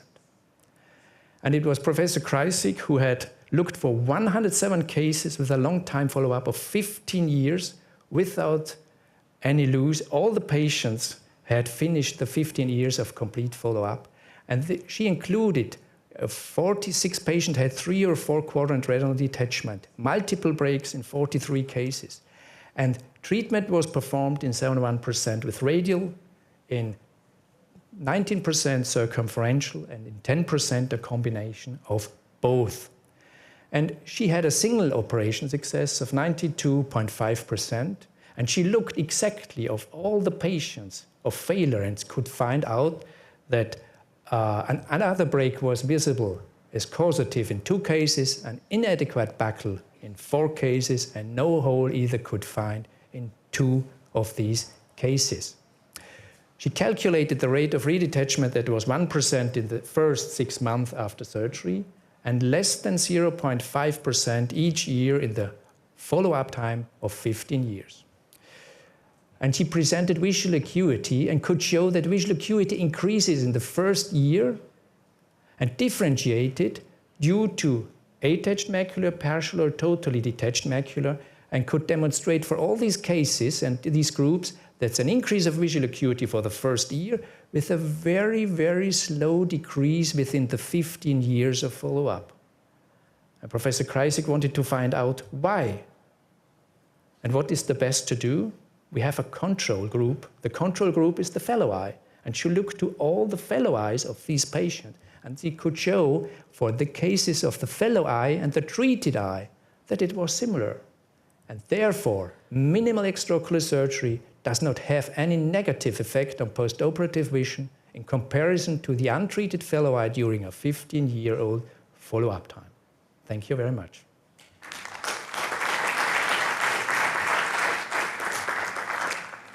Are there any questions? Thorsten, please. Stefan, you said that you have the range of sponges from 3 to 7 millimeters. How frequently do you have breaks that are larger than 1 or 1.5 millimeters? So how frequently do you get away with a 4 or 5 millimeter sponge? I think in 80% I take the 4 millimeter sponge. And very rarely the 3 millimeter or rare the 5 millimeter sponge. Other questions? I would like to encourage you. I mean, if you use all the time a 4 millimeter sponge, you must be an excellent localizer of a detached break. I would tell you, use a 5 millimeter. you're on the more secure side in your first cases. So then we've come to the next topic. It's Professor Thorsten Böker, and his topic is differential diagnosis of postoperative residual fluid. Thank you. Dear colleagues, are we successful in 100% of cases? No, we are not. If we look into the eye the next morning, we can find residual fluid, and we're going to talk about what we find, what we decide, how we interpret this situation. And that's all written down very nicely in chapter 8 of Ingrid's book. And by the way, if you can't get it in the paper form, I still have it with me in the ebook version, so you can read it up all the time. And the ebook version works on Kindle, very nice. So it's really something you can depend on. So you have a total detachment. Stefan told us if it's a 1 break or 2 break detachment, you can place a buckle. So the next morning, you see that most of the subretinal fluid is absorbed, despite you did not drain, but there's residual fluid down here. What have we learned about schisis? What have we learned about rhegmatogenous detachment? This is round, curving back at the edges, and extending to the aura, but it is curving back. So it does not follow the characteristics of a rhegmatogenous detachment. Therefore, this is not a failure. It's delayed reabsorption. It needs to be mobilized, and then this retina will reattach over time. Next case. So you close the break, and sometimes it's even more present in pneumatic retinopexy. You have under the great vessels, you have a circular spindle-like subretinal fluid retainment. Again, what do we know about rhegmatogenous detachment and so on? This is convex, yes, but it's not extending to the aura or to the optic disc. So again, this is an isolated subretinal pocket of fluid that has no breaks, so that's not a failure. It will go away over time. We have observed those cases. It can take weeks to months, and we know it from other buckling cases. It can sometimes even take up to 6, 9, 12 months. It will reabsorb, mobilize the patient, no failure. So for convex residual detachments, where we have the circular ones extending to the aura or the spindle-shaped convex not reaching the aura, these are no failures. Just something you have to know, you have to interpret, you have to encourage the patient to work and to mobilize. Here, another case. Again, a long-standing detachment, some star folds. You close the break. Over the next days, the retina reattaches. However, there's a concave situation. Concave, not extending to the ora serrata. Can that be a rhegmatogenous, a missed break? No, we know how a rhegmatogenous retinal detachment should look in terms of surface and contours. It should be concave. So again, no failure, mobilize. And if you experience more and more and you treat PVR B and C cases, you will see that the star folds will disappear just over a couple of days and weeks or months. Here another one. Close the break. But now you have a convex border, convex surface, subretinal fluid the next days. What do we know about convex surfaces, convex borders reaching the aura? It's most likely a rhegmatogenous residual detachment. And if you look correctly, then you will find with indentation pressure that you missed a break. It's not a new break, most likely, it's a small break. And again, you have to mark it with the vessels so you can close it. And if you close it, this, of course, might be or will be a failure. Extending to the aura, not circular, not curving back, convex surfaces and borders. This is a failure. Search for the break, close the break, and you will be successful. Another case, here is superior detachment to both sides. You close the break, but it changes from one pattern to the other, and it's still convex, extending to the aura, not circular, not curving back. It follows all the characteristics of rhegmatogenous detachment. You either have to find a new break, or you have to see whether your break is closed correctly. So failure, position the patient, search for the break. Here it was an insufficient buckle, and after that was closed, the retina reattached. So again, the retina, even post-operatively, behaves logical, and if you follow what you know about rhegmatogenous detachments, about the borders and the surfaces, you will be able to identify the cases that need just time and mobilization, and you will identify those cases that are failures where you have to perform an additional operation. Thank you very much.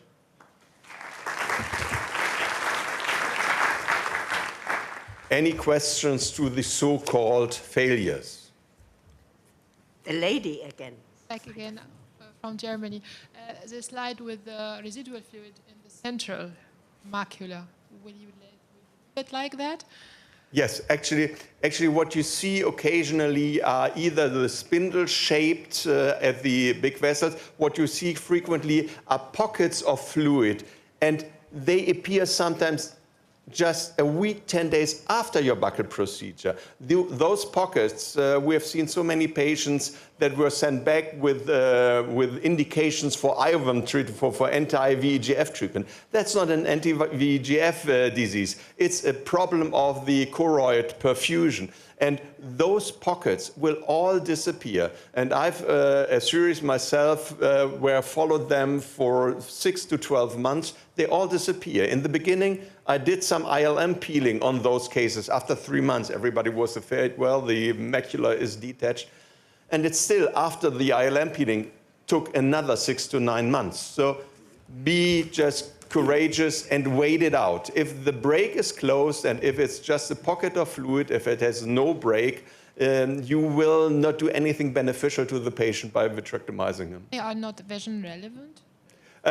Actually, they are, but if you look at the CSC patients with choroiditinitis centralis serosa, they have fluid at the macula frequently, and after 3 to 6 months, when the fluid goes away, the vision increases. And here the same. We have patients who had a visual acuity of 0.3, 0.4, while the macula was some fluid. And then when the retina became dry, it came up to 0.6, 0.8 again. It's just a question of time. Thank you. I think I'm very grateful that you pointed out these 4 types of residual fluid you can observe. 3 times, the last 3 times, you can mobilize a patient. And what he pointed out, the first type, when you have this residual fluid circular curving back to the aura, this fluid is mobile. And as he pointed out, this patient should be sleeping elevated, that not overnight the macula is detached. So that's the only case you have to be aware to ask the patient to sleep elevated.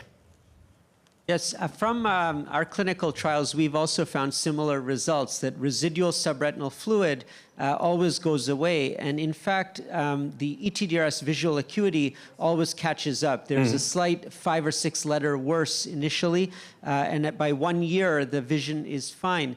And if you look at the OCT and the photoreceptors, you'll see that there's no structural damage. They're thickened because there's still some hydration of the outer retina, but the photoreceptor integrity is completely preserved. And it's because even though there's a gap, there's no fluid entering, and the RPE is in control of that space, even though there's some gap there. So. And actually, this is a mainly OCT finding. In the ages before OCT, those patients would have not been identified by the referring ophthalmologist. It's just on the OCT, and it's the same elongation of the photoreceptor outer segment. The ellipsoid zone is integer, it's intact. So it's just a question of time, and I'm glad you observed the same.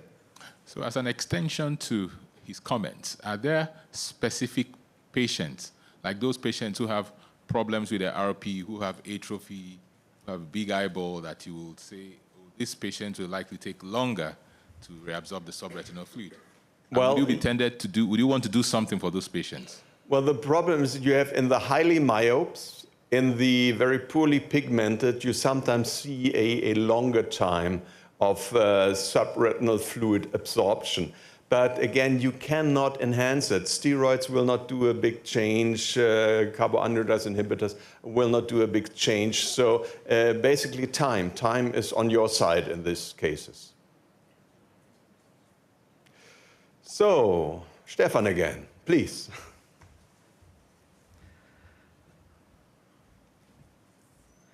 So now we look back, 50, 60 years back, and the topic is maximal scleral buckling, segmental buckling, additional segmental buckling, drainage, intraocular injections, cerclage.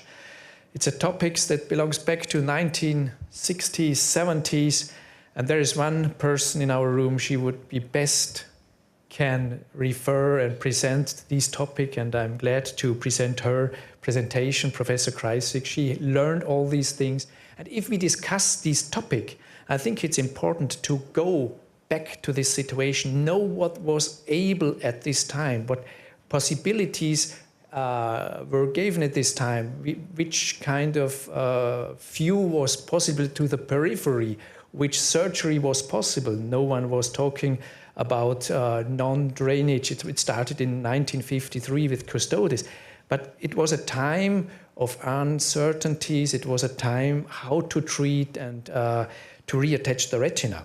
And it was Gonneau who said, there is the one break, the originating break, and this break has to be closed. And in 1954, after the work of Aruga, with the Aruga suture, Scapens introduced the cerclage. And the cerclage was a treatment all around, 360 degrees of the retina, the detached and attached retina, and to secure the posterior retina. And at this time, looking back, how did the cerclage came about? If there was a retinal break treated by a buckle and still the retina detached, it was thought that an additional barrier, that a circumferential buckling that is performed over more clock hours, it can be wall off the uncertainties, the retinal breaks, the porous retina from the periphery. And so the circumferential buckle increased in length, more hours and more hours. Still it became a 300-degree circumferential buckling. And it was thought at this time that they are able to treat these patients sufficiently by creating a new ora serrata. And if we have an ora serrata created, we can preserve the most important part of the retina. The most important part, we know it's the macula. And they performed laser, cryotreatment, and the cerclage. And the cerclage also was performed because drainage has to be performed at this time to reattach the retina. And to increase the volume, increase the eye pressure, either intraocular gas or the cerclage was applied for these cases. And if we look to the possibilities we have 3 retinal breaks. Either at this time it was obvious we go for the cerclage to prevent the periphery from the center, or we can go to only treat was it visible is the retinal breaks. But at this time, we hadn't had the possibilities of contact glasses with indentation and to see very precisely the periphery to be sure preoperatively, yes, there is only one break and no more breaks. But if we are uncertain at this time, yes, I would go for cerclage, then I will have treated breaks that I couldn't see before and possibly also breaks that may occur later on. And additionally, one other cause was there is vitreous traction, there are membranes, there is PVR, and with the cerclage, we can help to reduce the traction in the very periphery. The cerclage implies complication, yes, because we also have to do subretinal, we have to do drainage. And the intraocular hemorrhage risk, it's about 44%. Choroidal detachments in 8.6%. There is the risk of vitreous and retinal incarceration, anterior and posterior ischemia, and cellular reaction. And there you see a picture from an Aruga suture that perforated through the sclera intraocularly. And we also have seen cerclages that go through the rectus muscles to more anterior areas and also can go through the sclera. And several publications could show that there is a change in ocular blood flow, ocular pulse, retinal and choroidal blood flow is reduced, and also an involvement of visual acuity when a cerclage compresses the globe. And a special examination was performed by Ingrid Kreisig and Harvey Linkhoff. They looked for the pulsatile ocular blood flow, and they could show that if you perform a cerclage, there is a significant decrease of pulsatile ocular blood flow. And they could show if you cut off a cerclage, there is no change of the sclera, but if you open it, you have the chance to increase the ocular pulsatile flow. And therefore they recommended up to this time, after this study, to cut the cerclage after special time to increase the flow again, which you can see here in this drawing. What is about the anatomical results at this time? Primary attachment in 85% for this time, it was a good result, and with multiple reoperations, 97% reattachment. So the cerclage is not needed today as a barrier against undetected breaks. We can search for the break. To support the presumed anterior vitreous traction, for these cases, if it's necessary, we go for vitrectomy. And for multiple breaks, it's also not necessary, as pointed out before. Optional to sustain a buccal height, yes, you can use a larger buccal, or if a redetachment due to a receded buccal, yes, you also can take a larger buccal for these cases. So we can conclude indications for cerclage, almost none. No cerclage if there's one break, also not if several breaks occur, and extensive circumferential tractions is treated by pars plana vitrectomy. Thank you very much.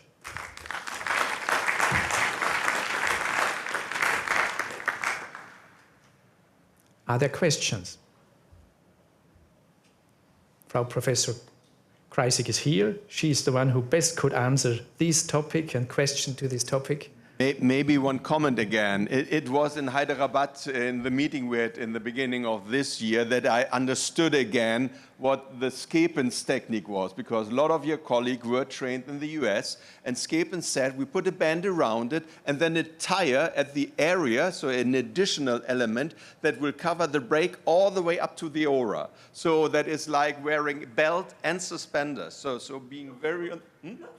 And yeah, looks good sometimes if you have no. But we want to convince you or to get you start thinking about that it's not needed. You don't need an encircling band. You don't need a tire. You don't have to close everything from the equator to the aura. You just have to close the break. And in order to do that, you have to be sure that these are the only breaks. And if you close them, you will be successful. Otherwise, I run my clinic now for 25 years, and we still do 280 buckles a year. That's the highest rate probably in whole of Germany. And the referring ophthalmologist would not send us all their patients if we would not be good with it. So it works. You have to just think about it. And there's nothing wrong with encircling band, nothing wrong with the vitrectomy, but it can be achieved much easier with less morbidity. If you permit, I would make a remark. I thank you very much, Thorsten. In medicine, we have the word polypragmasia. Polypragmasia implies you do very much when you don't understand it so much, and that was the reason for a cerclage. And if you understand what is needed, if you find the logic of the origin of a detachment, I think then you can be reducing to minimum.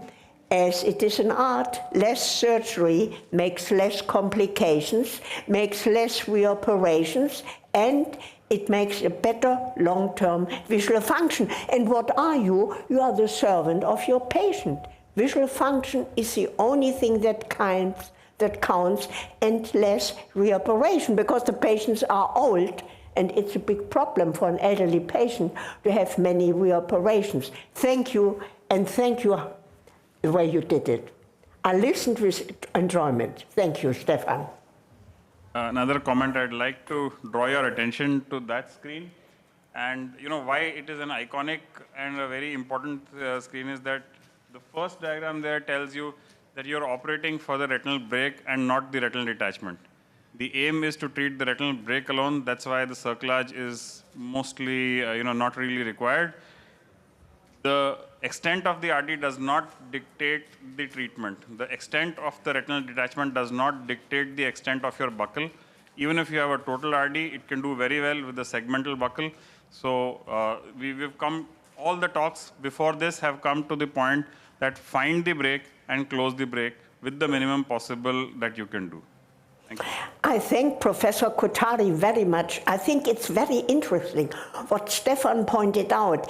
At first, under Custodes and Gonner, we said we treat and find the break. And suddenly, in detachment surgery, no, we treat the detachment. That means now, critically saying, we went a step back. And I think now we are again on the route towards treating the break, finding the break, and we have such great technology to better find the break. And I hope that all of you are thinking about what we are saying. It might be not your thinking, but what is the most important thing in life? To question, to scrutinize what's done, and speak up if you think you have another idea. That's life, that's research, that's science. Thank you. So we go to the next topic. It's Vincenzo Ferrara. It's the expanding gas operation. Please. Thank you. I would like to add another comment on the topic of the cerclage. Keep in mind that there is no encircling band without the drainage, because otherwise you don't have space enough into the eye for leaving the artery pulsating. So, and the drainage maneuver is the worst, it's the most dangerous maneuver you do, because the worst complication is the submacular hemorrhage, and this comes always, if it comes from a drainage site. So just always try to avoid to make damages to your expanding gas operation. We call it pneumatic retinopexy, finally. And if we mention a pneumatic retinopexy, what comes in our mind, in the experience of all the surgeons, is the paper of Hilton and Grizzard in '86.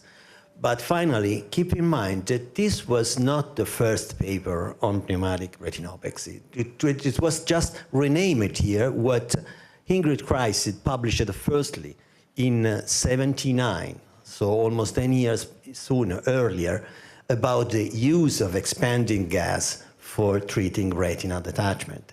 But this was published in German and not in English, so it was not popularized enough. And again, same problem of the language happened 7 years later when Dominguez published a similar study, similar to Hilton, 1 year before Hilton published that one. So finally, if you go back to the history, try to be more precise and keep in mind which is the history of this. There is a nice paper which tells you the history, the full history of this pneumatic retinopexy. But finally, air has been injected into the eyes is more than 10 years, 100 years, sorry. Was Home who would firstly inject air into the eye, but was to compensate the loss of pressure after the drainage.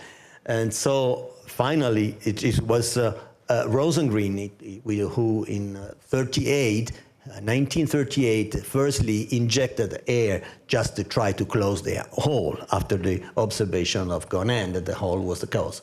And the expanding gases were introduced by Linkoff in the 60s, and as I said, in the 79, the first publication about the retinopexy. What are the principles? Keep in mind that anyway, when you use air unfortunately has an half-life for almost 2 days, which means 1.5 and up to 3 days.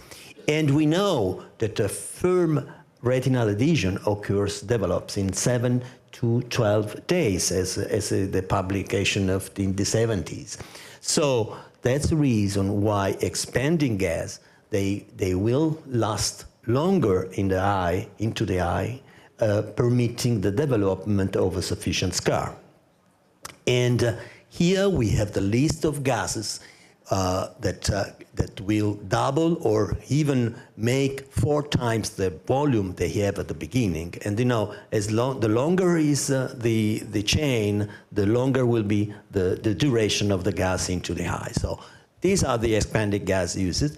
And how does it work? It works because nitrogen and oxygen, they are more soluble than perfluorocarbon gases. So the perfluorocarbon gases rapidly enter into the eye, having a less diffusion. And keep in mind again, what is the importance of the half-life of gas? Because half-life is really the useful period for you. And so if you go here, you see that in any example, for SF6, for example, the useful period of time is less than 6 days. And so this is important to know that in some cases you achieve a volume which is not finally the real volume you need. It's enough to have a smaller volume, but for a sufficient period of time. So what are the indications for pneumatic retinopathy? We mentioned already single or multiple breaks included in 2-3 hours of clock hours without traction, preferably, because otherwise there's a temporary tamponade. So once you remove the tamponade, you can have the traction still acting on, and preferably occurring in the above meridians in order to have a patient who can follow the positioning. The positioning is very important due to the gravity. And the expansion rate of the expansion of the gases is used because you can, of course, inject 0.3 milliliters of C2F6, for example, for obtaining 1 milliliter of gas bubble after 2 days. And so this will be an arc of retina enough, to tamponade your big tear here. And how can it's important to calculate which is the amount of gas, because the amount of gas you have to inject depends on the position and the size of the brakes, of course, but you cannot inject any gas you want, of course. So it's not possible to overcome without the possibility of the eye to reabsorb subretinal fluid and to absorb, not subretinal. The trabecular meshwork is not a matter of the subretinal fluid. It's a matter that if I inject something into the eye, I know that the capability of the trabecular meshwork to absorb liquids is 0.5 milliliters in 15 minutes. So I have to give time to the eye to compensate the volume I'm injecting. And this is roughly how to calculate the amount of gas you need to cover 132 degrees of arc of retina. And you see, of course, this amount will change with the change of the eye. If you have a myopic eye, so the diameter of a myopic eye will be higher and higher. So for covering the same arc of retina, you will need almost a double of the milliliters injected here. And then again, in calculating the gas injected into the eye, you have to consider if the patient has to fly back home. Because in that case, always keep in mind which is the difference between the intraocular pressure, the real intraocular pressure, and the outside pressure, which is in the cabin. Because even if the cabin, they are pressurized, they are very fastly pressurized. And so even if you are traveling at 10,000 meters above the sea level, and the pressurization is 2,000 millimeters, 2,000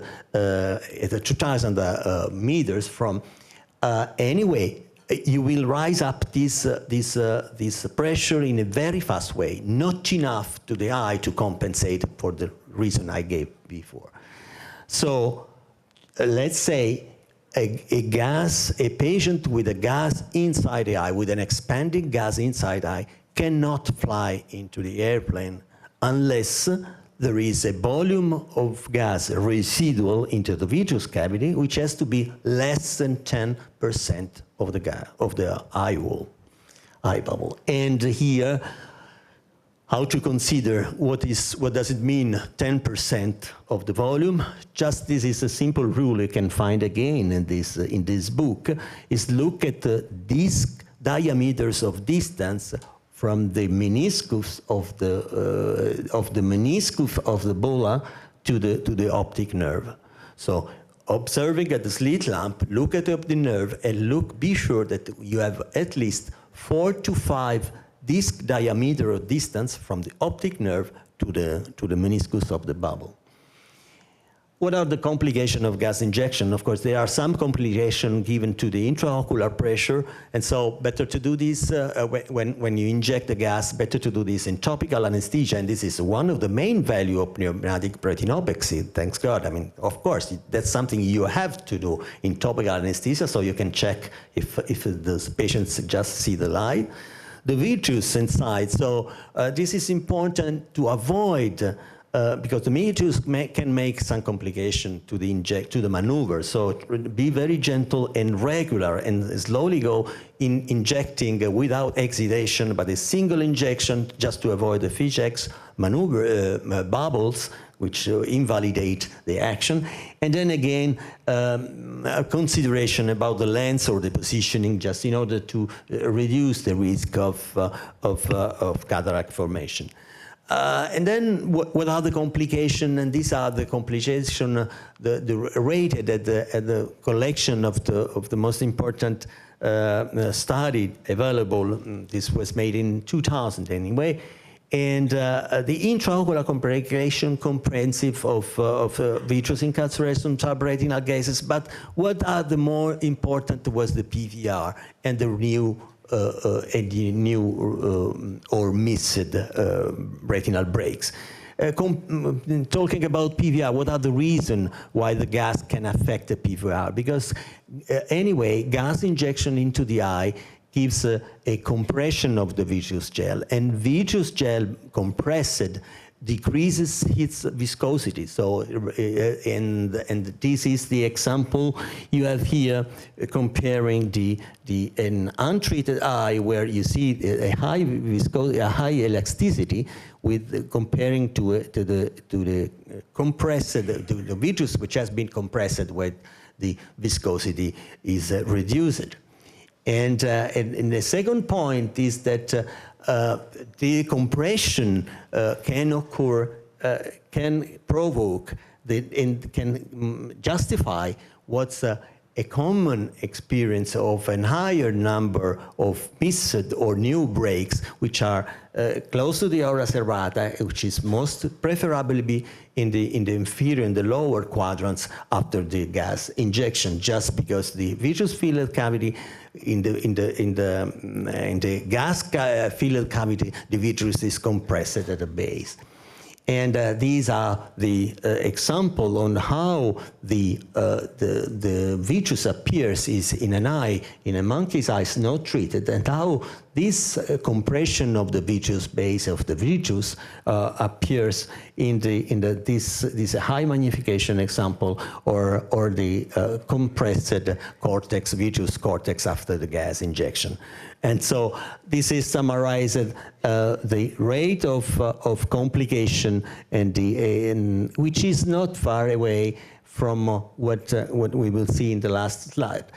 Of course, we have a success rate, which is anyway important, because the final success rate after 1 to 3 operations rise to 99%, but the problem is the success, which is the success rate at the first operation, which is sometimes is not comparable with was in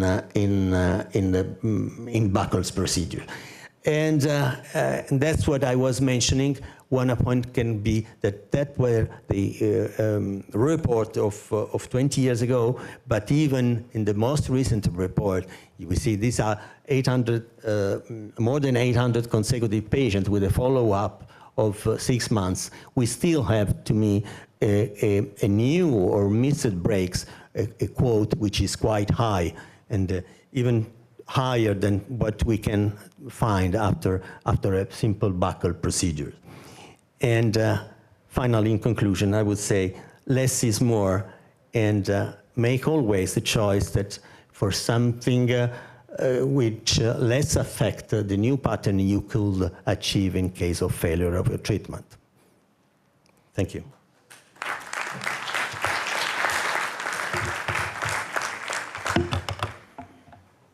Any question?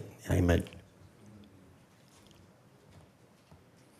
So, I think that the common thread in all of this is that less is more, and I think that that's a very important statement for retinal detachment repair. So, today we're talking about minimal buckling and doing less, not doing a full cerclage. And pneumatic retinopexy also is in some ways, a minimally invasive procedure, and it involves a single injection of gas and laser. And I think that the indications, you can have more broad or more narrow indications. So for example, when you have a single superior break, the success rates with a single procedure approach close to 90%. And I think what's important here is to recognize that we as surgeons need to have versatility in our techniques. We have to be comfortable and confident to do all of the techniques, not just one procedure or another. And that will allow us to choose the most appropriate case for each specific patient. So, absolutely agree. Mine was not a negation of the pneumatic retinopexy, not at all. But. Thank you very much. Of course, we have to know all the techniques, and I have done pneumatic retinopexies from 1988 up to 1993, something like that. And we discontinued it to a larger extent because in Germany, pneumatic retinopexy is not an in-office procedure. You go to the OR, so there is no benefit in reducing the cost. And if you look at it teleologically, that is from the end, what are the final results of all the cases you treat, then it keeps in mind what Hermann Schubert, a very good friend of our family, once said. He's practicing in New York City. He gets, at that time when Harvey Lincoln said, well, that's no case for buccal, Herman, could you please do the vitrectomy? He said that in his graveyard of retinas are the retinas that after multiple reoperations have hand movement or less. 50% of those retinas in his graveyard started at an office pneumatic retinopexy. So the question is, these are mainly simple indications. And if a surgical technique has the potential to convert a simple operation detachment in the end to a light perception, vitrectomized, oil-filled optic atrophy eye, then I'd rather start with something else than a pneumatic retinopexy.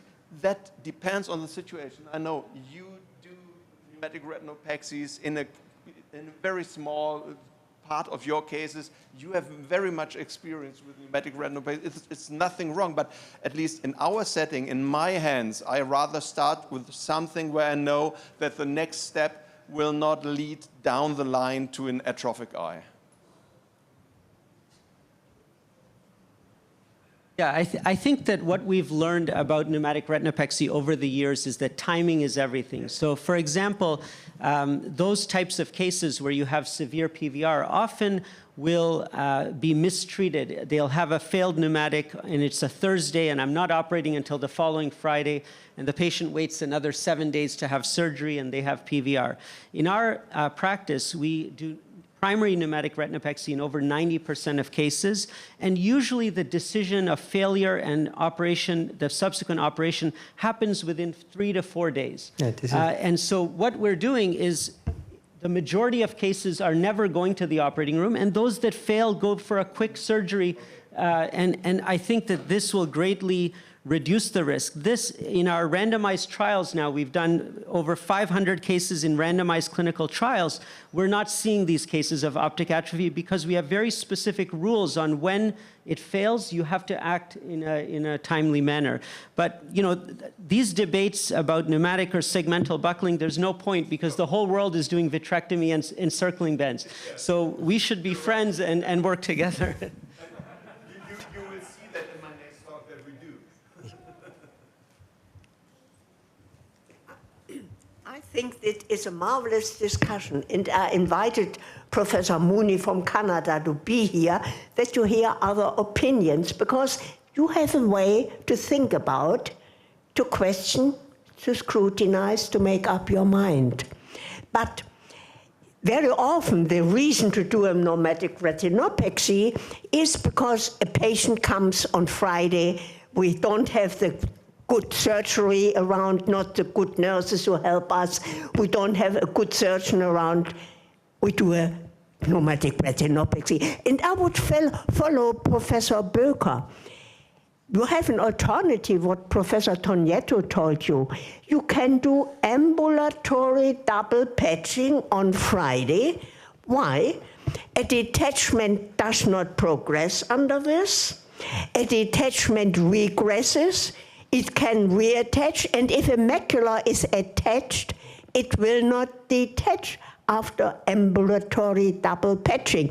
And now the crucial question is, I pose to you, if you have a detachment discovered regrettably on Friday afternoon, and your top surgeon is on the weekend in New York, in Long Island, or somewhere here in Ibiza or Mallorca, I would, for myself, to be very honest, I would say I do ambulatory double patching and wait that my top surgeon on Monday is in good condition. He looks for the break and he does a minimal extraocular procedure without being afraid what might follow, what is not to be predicted. Forgive me, that's my personal opinion. Think about.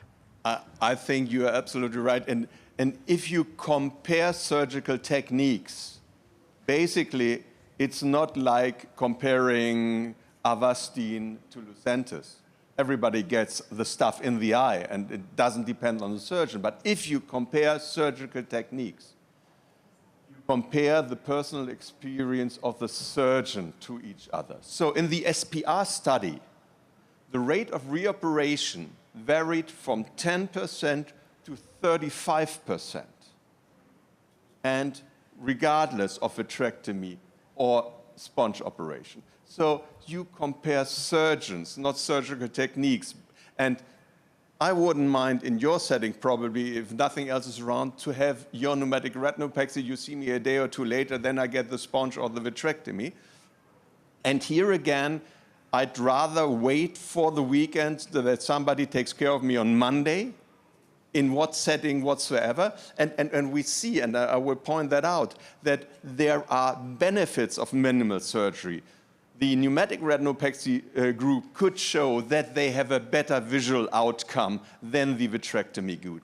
And even the SPR study showed that you have a 2-line improvement compared to vitrectomy if you do a sponge buckle and the complicated one. So minimal has a better functional outcome, and keep that in mind. We brag about 5 letters of vision in the AMD cases. Here you can have 1 line or 2 lines of improvement depending on what surgical technique you are familiar with and use. And still everybody uses vitrectomy, which does not have the best functional outcome. So I'm wondering. You know, another point to me is that, as I mentioned in the last slide, is it's important to consider how in case of failure of a segmental buckle without drainage, the eye is almost the same. You didn't affect the final result anyway, because you did almost nothing. If it doesn't work. That's not the same for the vitrectomy. That's in 20% of cases, it's a little bit different with pneumatic, because you're going to have a new break somehow induced by you. I mean, this is the only my concern, but it's not the negation of not at all. Yeah. You have other observation? We can go to the next speaker if there are no other comments. I don't know. Yeah. Oh, okay. So we are running a little bit behind. So now doing a lot of buccal surgery, have to talk about primary vitrectomy, which is okay. I love vitrectomy. So what do you have to do if you do detachment surgery? You have to analyze all your techniques, and you have to identify those detachments that do not work good in your hands with that technique. And then you have to consider the alternatives. And that's different for everybody of us. So if you are very good with the pneumatic retinopexy and 2-3 days later with the approach, that's good. You looked at it critically. You ask yourself, am I doing the right? So giant tears, of course. Giant tears, I think nobody will do now with the pneumatic or with the sponge anymore. So complete vitrectomy, PFC is very helpful, so that's no question. So large tears, if I don't get it on a 7.5 sponge, I rather go for a vitrectomy. So it's just better in my hands. I've been trained on an episcleral pouch. I have tried to put two oval 7.5 sponges together. It does not work that good in my hands, but that's my hands. Somebody else may have a different story. I like, we are not here on the, I cannot show anything, sorry. I can talk. So now in the next one is I have a large horseshoe break and some circumferential small breaks. I like to put a radial sponge and a limbus parallel sponge together.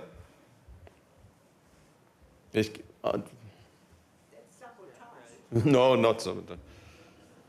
I don't think. We try this once more.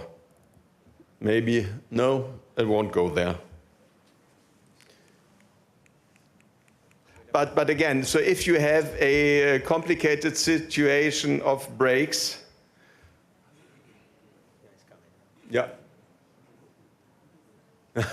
Wait, so if it does not work in your hands, and the problem if you combine a radial sponge with a circumferential sponge, the problem is the connection. If there's a break in the connection, it will be difficult. Other than that, it's a nice operation, but if it doesn't work in your hand, vitrectomy is a much nicer situation. So technique is always the same. We know what we have to do for a vitrectomy. Posterior breaks. Of course, Ingrid, you have experience with just a expanding gas operation. Nowadays, I think most of us, instead of going with a sponge all the way to the arcades, we rather do a vitrectomy. You would put, yeah, just a guess, in a myopic eye, yes. But again, that's something, if you're not used to it, then maybe vitrectomy. That's one of the problems. We are all so familiar with vitrectomy because we use it for vitreous hemorrhage, for epiretinal membranes, for macular holes, for traumatic cases. And so the old saying goes, for somebody who has a hammer, everything looks like a nail, even a simple retinal detachment. But that's not true. A simple retinal detachment can be different. But here again, we might do that. PVR cases, I think severe PVR cases are something for binocular, for bimanual surgery and so on.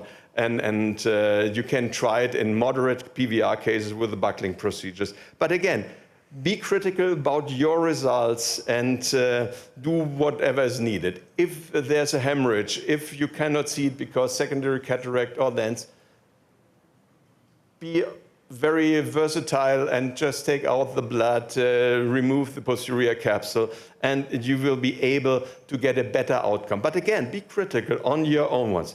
So the proof of principle that vitrectomy works is still the Garcia-Arumi work about just doing a vitrectomy alone, and then reattaching the retina, draining all the subretinal fluid, do a transscleral diode laser, and then at the end of the surgery, fill the eye with balanced salt solution. No tamponade at the end.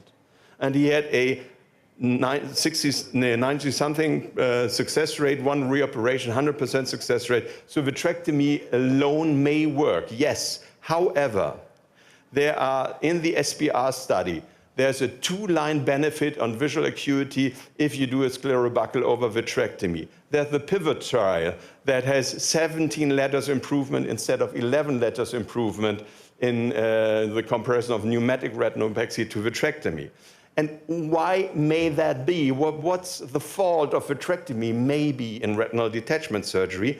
That's maybe the retinal displacement. You know, the retina and the pigment epithelium are just basically two pages on top of each other, and they can twist against each other. They can move towards each other. And the translocation of the retina, especially in the macula, post-vitrectomy, is present in up to 72% of cases. And here, if you look correctly, you see here, these are the regions, or this is a location where this vessel was previously, prior to vitrectomy, because this is a very nice example of a good vitrectomy in a pseudophakic eye. But again, the whole retina has just moved 2-3 degrees. It always moves to the inferior part. There are many papers out now. This is a wide-angle autofluorescence photography that shows you that the retina is just distorted towards the normal optics, and this is a complication. We can treat epiretinal membranes, we can treat metamorphopsia. This type of metamorphopsia we cannot treat, and that is mainly seen after vitrectomy. Hyman did an observational study, and just take his results for 1 year. He saw 36%, 29% of macular translocation after vitrectomy, only 6% after sclerobuckling. And of course, if the macula is partially detached, you have more problems, and if the macula is off. But even in attached macula, you have this macular translocation. So don't think that vitrectomy is the answer to everything. It has its own problems, and the question again is, how far would you go for 2 lines of vision? And I think there we are on the same side. Thank you.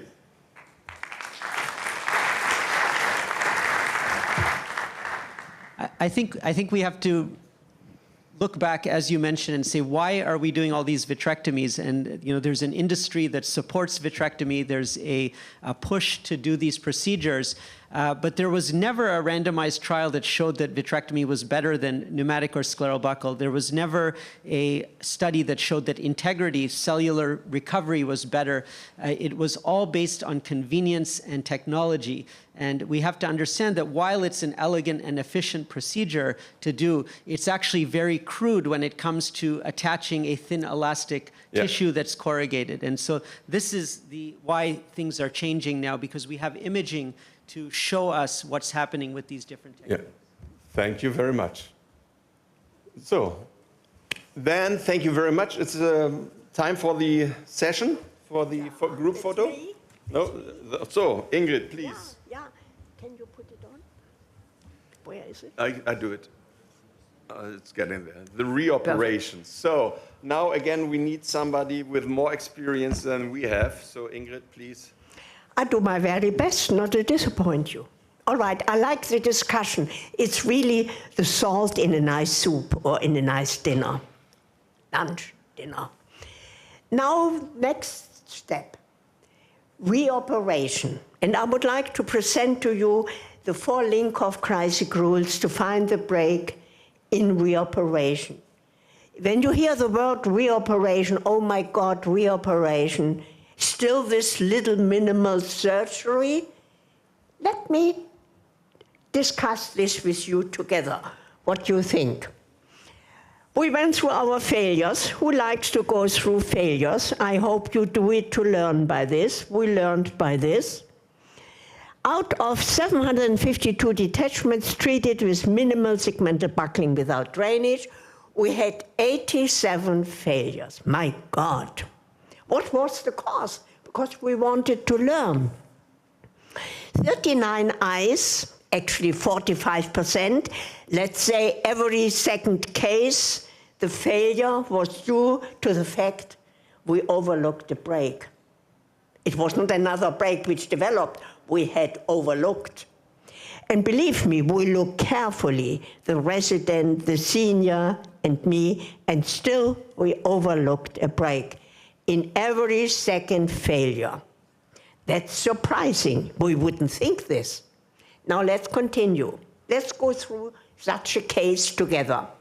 There is a detachment which went from 5/6 to 11 o'clock. We found a beautiful horseshoe tear at 11 o'clock, 10:30, perfect, very well buckled, nice cryo. However, the next morning, the detachment was smaller. However, it didn't disappear. What was there? Is it delayed absorption? Remember what Professor Böker showed you already? This detachment goes from ora serrata to disc. It is a rhegmatogenous detachment. And the retina speaks very logical and direct with you. Look, it has a new contour from the ora to the disc.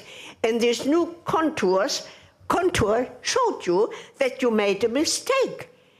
There was a second break you overlooked. Did you not look careful? Yes, we looked very, very careful. It was a tiny break. And how will we find it in reoperation? My God, we might make a failure again. No, we make guidelines like a Boy Scout, a Girl Scout. We go along the vessels we drew to find the break. We come from the disc, the first bifurcation, we go to the left, the second to the right, the little break. It follows this residual detachment, the rule number 1.5 clock hour beneath the superior border. The retina is correct. We just have to think. Now, it's a reoperation. Do we have to drain? Why? The fluid doesn't have traction, it's not concave, it has a break. Let's try. You don't have to drain, just buckle the brake. That is the thing which goes so difficult. I'm very sorry. Could you help me? Sorry, ich habe keine Kraft im Daumen. Drücken Sie, bleiben Sie hier. No? One back, please. One back, please. Make it soft. That's rule number 1. When the superior border drops below the buckle of a temporal or nasal superior detachment, it implies an undetected break within 1.5 clock hour below the new superior border. The rule number 1 fits also here in reoperation. Now let's continue. I don't manage this. Now it goes. Now we have another type of detachment. A reoperation comes to your office, my God, another failure. No, there was a detachment from 11/12 to 3 o'clock. We buckled well, the big tear and the little tear. However, the next morning, the fluid was not disappearing completely, only a little bit. We were discussing, is this perhaps this little radial fold which is the cause? And we didn't know it. We didn't want to do more surgery than needed, so we said, we don't have a solution, let's think. We double patched, and the next morning it was the same. The retina was attached. Now we have to go one back, please. You see there, we found another break close to the lattice. It was not within the lattice. A hole in lattice is, in general, a pseudo-hole, a lamellar hole. This tiny hole was posterior to lattice, and therefore very small. We made again the drawing to find it, but since it was so posterior, at that time we had the balloon. We inserted a balloon, we did not drain, and the next day the retina was attached. You see here the balloon buckles, and you might say, my God, there is lattice. Why did they not treat the lattice when they were once doing surgery? No, We only treat what has to be treated today. We don't treat something which might not be needed after tomorrow. Now, rule number 2. When the pattern of a detachment converts from one pattern to another one, it implies an undetected break consistent with a new pattern. The retina, by its new contour, shows you what to do or what to think. Now, we have another detachment. It goes from 4/6 to 11. We looked, we were happy, we found a nice horseshoe tear at 9 o'clock. And that was it. We buckled it. It was buckled correctly. However, the next morning, the retina was not attached. What was the cause? Retina reacts logical. Remember, rule number 1, the break has to be 1.5 clock hour beneath the superior border. This was 2.5 hours beneath. The retina gives you a lesson. Be correct and look. What did we do? Reoperation? No drainage. We buckled and we found that the next day we used a balloon here, the retina was attached. Rule number 3 for reoperation: when the borders of a detachment remain unchanged after a buccal operation, which is correct in the position, this implies an undetected break above the buccal. The retina reacts logical, and you just have to treat with logic. Take your nice plastic charts we have provided you out of your doctor pocket and check, and then you know the rules for what to look. Now, another case. That's difficult. That is a detachment which is total after a cerclage. It is bullous. This lady who discussed so well, the bullous quality tells you something. The break should be superior. However, you did not find a break there. Keep in mind, when you have a cerclage, you have to look for the extent of the detachment anterior to the cerclage. Anterior, and there is two little breaks. Is there traction? Do we have to do a vitrectomy? It's the basis of the vitreous. A case of Dr. Linkoff. What did he do? No drainage. It was the 5th operation. The patient was coming. Thank you so much, gentlemen, gentle ladies.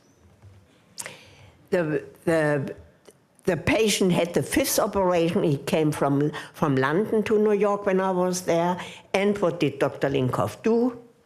He did a radial little buccal. And you see the retina is attached. Now you would say, is it a failure? There is detachment. Recall what Professor Böker told you. Residual fluid can have tractive concave surfaces. It is a traction detachment which disappeared after some days. Now let's say rule number 4 for reoperation: when a total detachment remains unchanged after being encircled and drained, it implies an undetected break anterior to an existing cerclage near 12 o'clock. Isn't that marvelous? Now let's continue. Here are the books.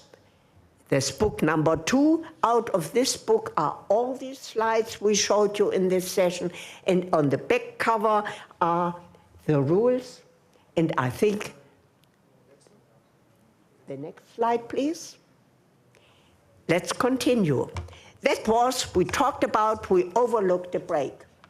And you will be surprised, we buckled quite well. I mean, we had experience. In 27 cases, in 31%, in every third failure, it was due to the fact that the buccal was not positioned adequately. So if you put an overlooked break and inadequate buccal together, in almost 8 of 10 cases, the cause is an overlook break or a buckle. Now let's talk about an inadequate buckle. Here we have a detachment. It went from 11/12 to 2 o'clock. The buckle was correct. However, it was a hole at 12 o'clock, a big hole, and we made it as small as possible, the sponge, not to get a rectal superior insufficiency. That means a diplopia. And the next day it looked like this. The detachment goes from aura to disc. It is pegmatogenous. The hole is leaking towards 11 o'clock. What to do? You can inject a gas which doesn't stay long in the eye. Xenon stays just 1 day. Or you can make a bigger buckle, or you can, what we had at that time, a balloon, move it on top of the existing buckle, elevate the buckle, and the retina reattaches. And of course, since this part of the buckle was longer detached, you have to do laser to secure this. Now let's continue. The next group were 17 patients. We did not know very much what was the cause. And we said, let's call it traction. And now let's look at these cases. There is a case you will not believe. At that time, we didn't have vitrectomy. It was done by Professor Linkoff, the hero in New York. We all had learned from him. It was a giant tear from 6/12 to 3 o'clock, and the flap was lying on the disc. What to do? Linkoff was a rationalistic thinker. He put in a very small gas bubble, which placed under the flap, and after rotation, he could flatten out the retina, and then more gas was injected. The retina was completely attached, and the posterior border was secured with cryolations. It was marvelous. However, we explained the patient the passive testing of a visual field to close the eye and to see whether he sees when he looks straight, the ceiling, the floor, right and left. And one day the patient came, "Doctor, I think there is something wrong." The resident looked in the eye in New York and he said, "Dr. Linkoff, the giant tear has detached again." My God, we did cryo. Could this happen? Linkoff looked, and I was able to look as well. We found a star fold. You know, star folds can develop after pneumatic retinopathy, and the star fold caused traction, pulled on the posterior edge. I have to look in the camera, forgive me. Pulled on the posterior edge and pulled and caused here, it was not the giant tear which caused this detachment. There was a little break which was leaking. Vitrectomy, cerclage, gas. No, it's a little break. What did Dr. Linkoff do? We see in the next slide. He supported this with cryo and the retina reattached. Less surgery is better for subsequent long-term function. You know, giant tears are mostly in young people, so that was good for the patient. And the star fold was not in the macula. The patient was not further treated. Now let's continue. When you have a detachment, and we like to suggest, not to impose, to suggest to you, your first thought should be an extraocular segmented buckle without drainage. And to confirm this, to support this, Linkoff, being very critical, analyzed in meta-analysis many patients, and he found out that the rate of PVR after extraocular minimal segmental buckling, listen, is 0.9%. The second thought might be a primary vitrectomy at the moment, and I look at Professor Mooney. And Linkoff made for this as well a meta-analysis to convince us to think critical. The postoperative PVR after primary vitrectomy In the beginning, you recall it was 23, 24%. It's now down to 5.3%. However, it's 6 times more than after extraocular minimal surgery. And in addition, after vitrectomy, when the patient has a lens still, there's coming a cataract.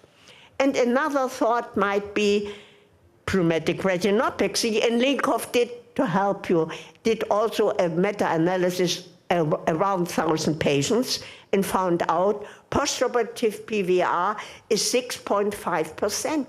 That's much times more than after extraocular minimal segmental buckling. And I just support this, what was Professor Böker discussing. So I think, as a conclusion, doing less surgery makes less complications, makes less reoperations, and in the long term, better visual function. As it is in art, less is more. And now let's say to you, when you decide upon surgery on a primary retinal detachment, whatever you are deciding, it's up to you. However, the first operation you are doing might determine the future of this eye of your patient. And always, please, be aware of this.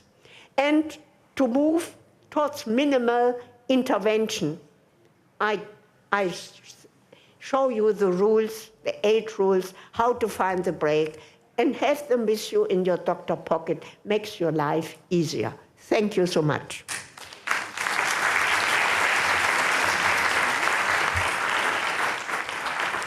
Now we had reoperation. Now I'm sure there are coming the discussions. I hope I can follow. Speak loud and clearly. Thank you so much, Dr. Kreisig. Now I'll move to the next topic. You don't discuss? Yep. Or we have the discussion. Time-wise. Yes. No. If you don't discuss, we can continue. That's okay? So we can have the discussion after the talk, because PVR, like she said, is an important factor in reoperations and in failures. So, yes, next presentation.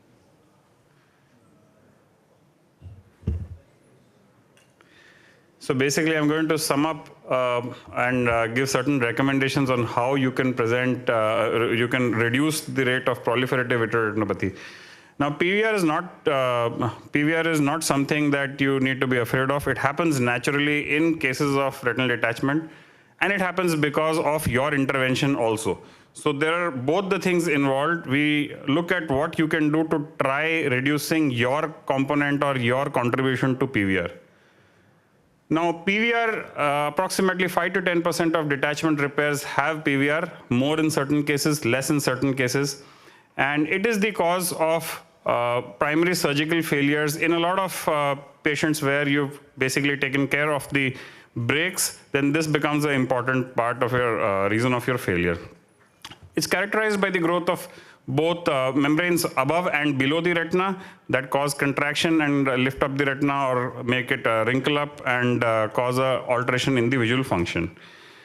Now, I'm not going to go into the detail of pathology, but it's basically an abnormal wound healing response. 2 things are important: the vitreous cytokines, that is coming from the inflammation, and the RP or the retinal cells causing a glial proliferation.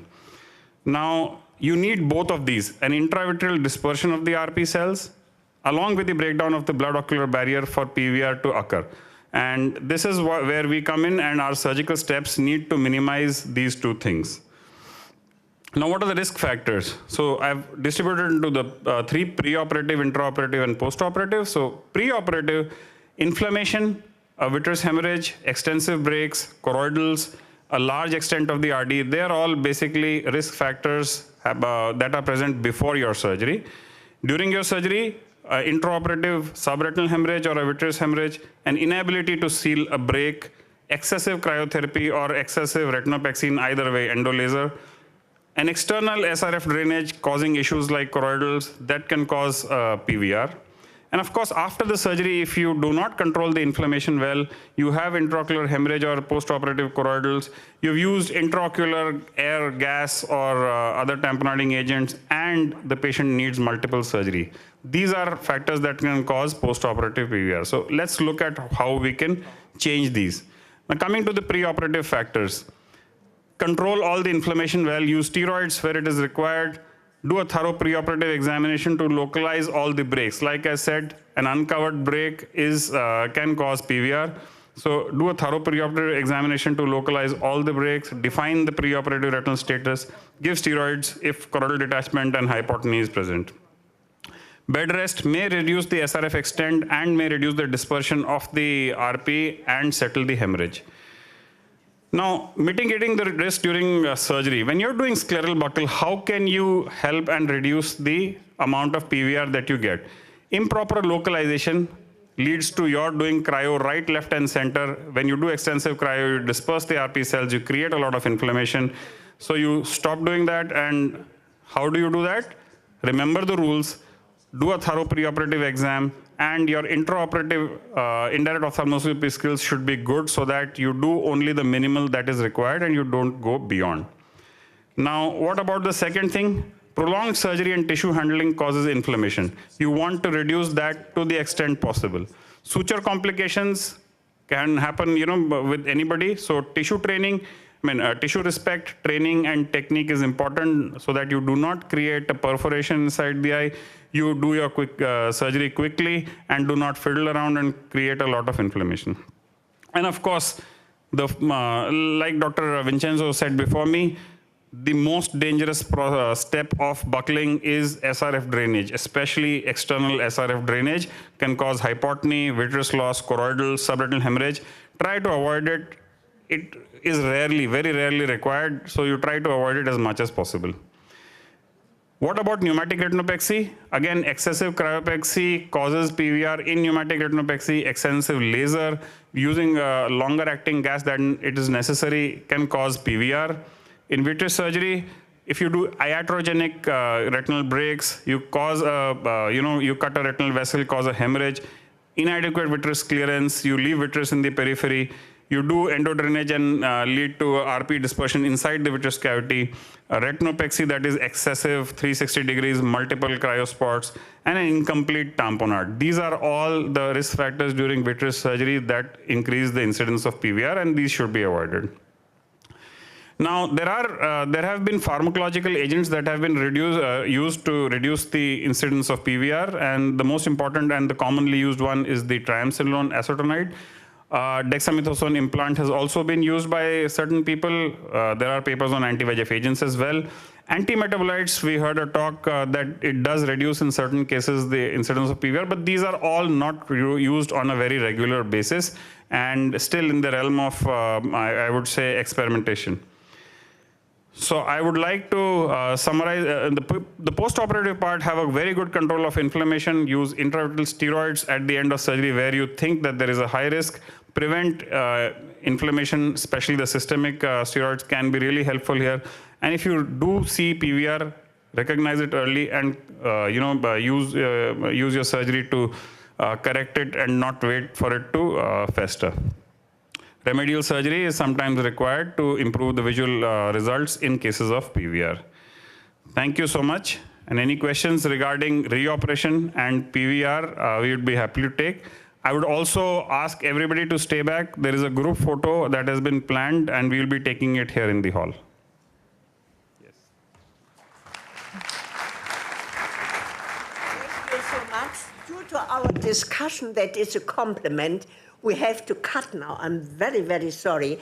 This lady has priority because she's organizing short coffee break and a photo. She explains. Yes, ladies and gentlemen, we are going to do a really great picture of all of you now. So I would like to ask the last row, can you take your chair and fill up the gaps in the front so that we need to come much tighter to make the photographer be able to take a photo of you. So last row, please move with your chair in the front gaps. The first 4 rows should be filled up with chairs. So if you just move it, and the other ones, please stay for the moment till you get further instructions. But we have to have this last row moving to the front now. Yeah, right. But everybody could grab his chair. There are ladies who could help you. if you don't manage it. Please make sure everybody stays. We have to come very close together, actually, to get this picture done. I hand you over to the photographer. He will give you more instructions. Hello. So I'm Christopher. I'm the photographer for today. So I would really need your help with this picture because we are a lot of people in a very small space. So there's a lot of empty seats at the moment in the front. Let's all come up and fill those up.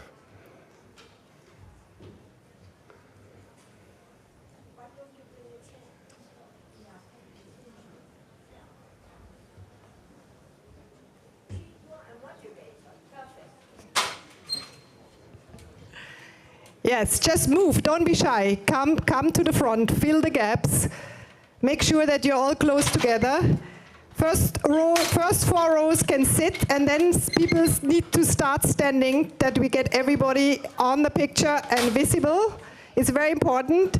The photographer even climbs on a ladder to get you on. So make sure you move. Could you move in? Move in. Don't go outside like you need, because 6. Could you start standing up in the back? And start from row 5 onwards. Stand up.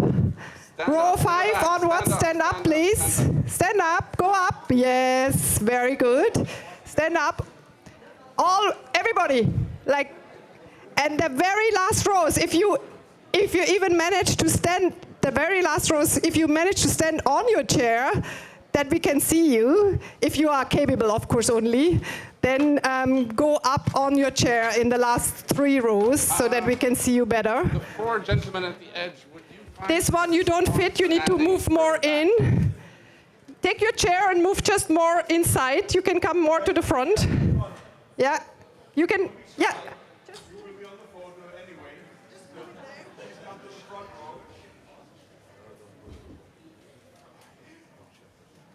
Not at the corner. I won't have lady in the pink and gentleman in the blue. You will have to stand up and go further back a bit. In the first 2 rows, please. Yes, very good. It looks already very good. I think you should also move in a little bit more. You're on the side.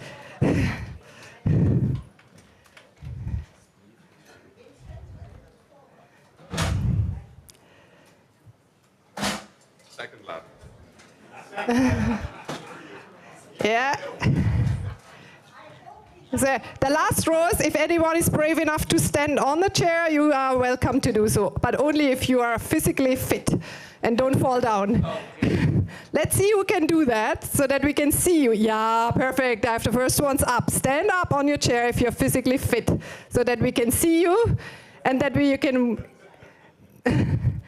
Fantastic. Are you happy, photographer? Yeah, it's a new yoga position. Yeah. Okay, so if everyone has to be able to see me. No obstruction, no in front of you. The light? And on the ring, We can't. Okay, we can't. Okay. Please. I have talked it over.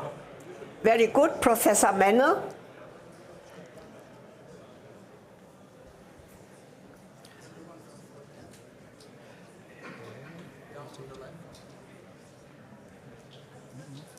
Yes.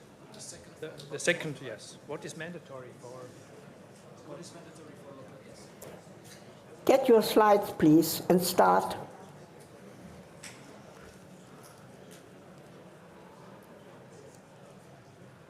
Dear colleagues, it's a pleasure to give the talk about what is mandatory for localizing the break, and also what is necessary to start with minimal buckling surgery. And I also want to give you information about the results, how we do it in our clinic, how we train our young people and those who wanted to start with minimal buckling surgery. And minimal buckling essential skills are the binocular indirect ophthalmoscopy, because we need it in preoperative examination, and it's very important intraoperatively for localizing and marking at the sclera. If we are not able to do the binocular ophthalmoscopy, we cannot do that. And also what is very important is episcleral suturing on the sclera. So we go back to Hermann Helmholtz, who was the first to introduce the ophthalmoscope. And later on, Charles Schepens, he improved the binocular indirect ophthalmoscopy and also introduced it when he came from France to United States for the widespread acceptance at this time. And if we look to fundus images, already showed to you in the previous talk, ultra wide field images, you can see a lot, but you cannot see everything. In our slit lamp room, we have several monitors for all the examinations and digital pictures we have done preoperatively, but it's an essential to have the binocular indirect ophthalmoscopy, and you have to learn this to be able to do the surgery. And it's extremely important to characterize the detachment, to define the borders, to identify the breaks during the surgery, and also to see associate pathologies. Additionally, it's intraoperatively for marking the breaks and performing the cryopexy. There are difficulties. You know, if you use it for the first, second time, it's very difficult. And there is a learning curve, not for days, not for months, there are years. And still, I have the feeling I can learn and to become more precisely with this instrument. The learning curve, there is glares and reflection we have to handle with. The pupil size is important also concerning the settings on the ophthalmoscope. The inverse field of view, it needs time, the working distance, and the axis of light and the mobility of the examiner are very important to be sufficient by this treatment. And if you start with this, you should know your device. Read your instruction manual. It's very helpful to know this instrument. And if you need videos, the companies have videos on their homepage where it is explained very good how to handle with the ophthalmoscope.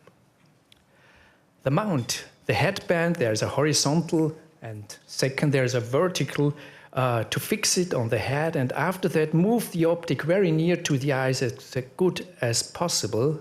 And the next step, start with the power light. You have the xenon halogen or the LED. It's different to the mounts you use. We have new developments. You don't have the wire anymore. The battery is within the ophthalmoscope. It's much more easier to move with it. And what is also, I want to point out, the pupil distance, because if the same ophthalmoscope is used by different users and examiners, if you have it there, look for the pupil distance, look for the filters, that they are correct, go for the size of the light spot you can increase. And the number 8, the pupil settings, it's best possible stereopsids and image quality for any pupil size. And go, in my hands, it's the best way to have a very large pupil and go for the large pupil size. But if you have the opposite, the minimal pupil size, and it can be very difficult to find breaks and pathologies in the periphery. And at the last point, adjustment of the illumination beam within your visual field is also very important prior to start with the examination. Here you see our Dr. S. He is learning and performing buckling treatment, and I want to tell you how he learned it, what is typical in our clinic. When he do the examination in the laying patient, more distance, it's an increased field of view, and less distance, increased magnification. With experience, you know to handle with this.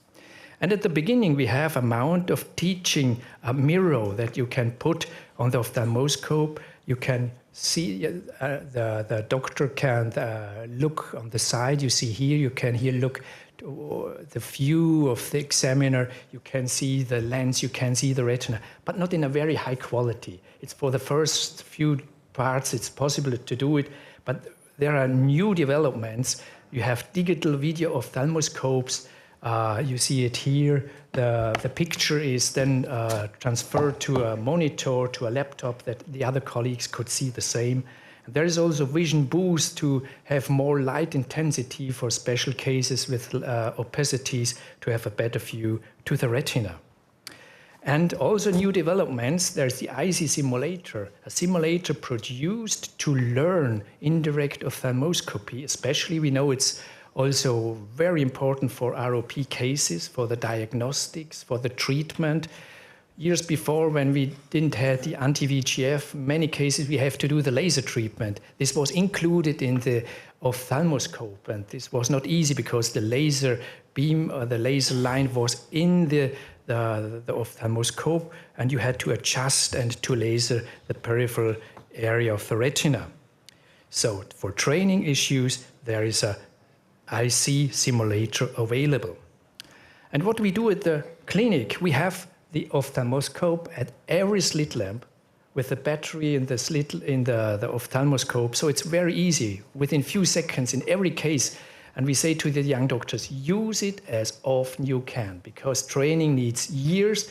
And as you become more and more familiar, you will be able afterwards to do treatments like ROP or retinal detachment surgery. Dr. S, he is now responsible, or was first responsible, to learn the binocular indirect ophthalmoscopy. He did all the ROP cases. So he became familiar with this, and it is difficult. These little babies, they move, and in these cases, to look to the periphery, to perform the intentation is difficult, and it was a hard work. But if you do this for many cases, you become familiar, and it's much more easier. And if you go for treating, we go and look for patients without retinal detachments, only with retinal breaks, as you can see here. If you have cases like that, we don't do laser to learn. We go directly in the OR, make cryo for these patients, and we stay to the young doctor. He starts for doing the cryo, and if he's not able, I can take over all the time and make the final cryo treatment for the patient. So he's able to perform cryo treatment. And if it's for starter, it's also very helpful if already laser treatment was performed in horseshoe tears and they were not able to see the very periphery. For these cases, you can do cryo in the very periphery, as the horseshoe tear where the traction is the most in the periphery. And for these cases, it's much more easier with the cryo to find the area. Because if you look to the periphery, it's easy to see the laser marks, and then you find very easily the retinal break. So it's also helpful for young doctors to come in training to do that, and we stand nearby them. And if it doesn't work, we can change the ophthalmoscope, and we do for them the cryo. So they are able in each case to take the cryo probe, to take intentation, and train these cases. What is very difficult or has to be learned is the parallaxis. The parallaxis occurs when the retina is detached. In the cases where I have trained before, the retina is attached. Therefore, it's easier, but you learn how to perform the cryo-indentation and the marking at the sclera.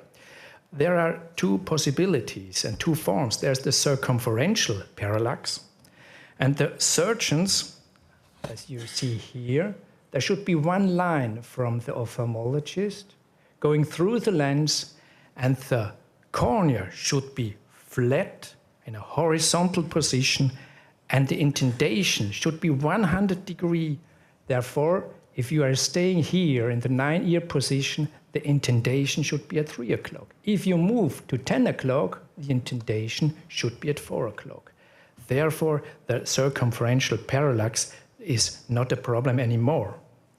And the radial parallax, it means that if we have a detached retina, it is difficult to find out where is the point where the retina or the break is when the retina is attached. Localizing breaks by scleral indentation in bullous retinal detachment, the retina tear may appear more anteriorly than the actual traction, as you can see here. Therefore, if you start in the very periphery with the indentation, and if there is less fluid beneath the retina, there is less radial parallax and you can exactly mark the break. But if it's high bullous, even if you start in the very periphery, we recommend to mark the peripheral area of the break, which is easier to mark. Then you can also mark the lateral and the central part. If in doubt, you can add 1 millimeter to the center, especially it's no problem if you perform a radial buckle to support the peripheral and the central part of the retinal break. So the essential skills is binocular indirect ophthalmoscopy. It's a lot of training, and we go through with routine fundus examination for the patients, treating and looking for the ROP patients, and performing retinal cryo in cases of ischemic cases with vitreous hemorrhage, and also performing retinal cryo in horseshoe tears to learn these binocular ophthalmoscopy. And episcleral suturing on the sclera can be learned very good, and Dr. S had done this for years. He had done a lot of strabism surgery. So he is a doctor who has a lot of experience in meantime in bio, and he has a lot of experience in strabism surgery. And this is he's perfectly so prepared for minimal buckling surgery without drainage. Thank you very much.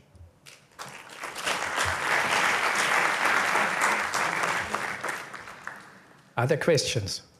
Stefan, no, thank you for this road to becoming a retinal detachment surgeon. I think you are absolutely right. One thing I want to point out is the psychological mindset you must have.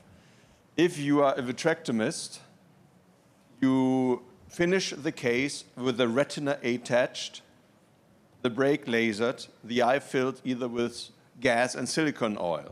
And you go home and tell the patient, well, we were very successful, perfect surgery, the retina is attached. If he comes back 2 weeks later when the gas is out, or 6 weeks later when the PVR detachment occurs, it's not your fault, at least you could tell the patient.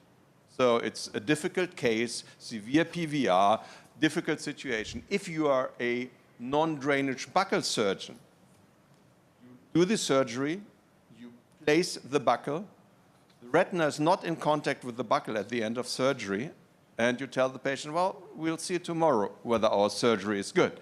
And on the next day, if the retina is completely not attached and the buccal is a little bit off the break, then you are the idiot.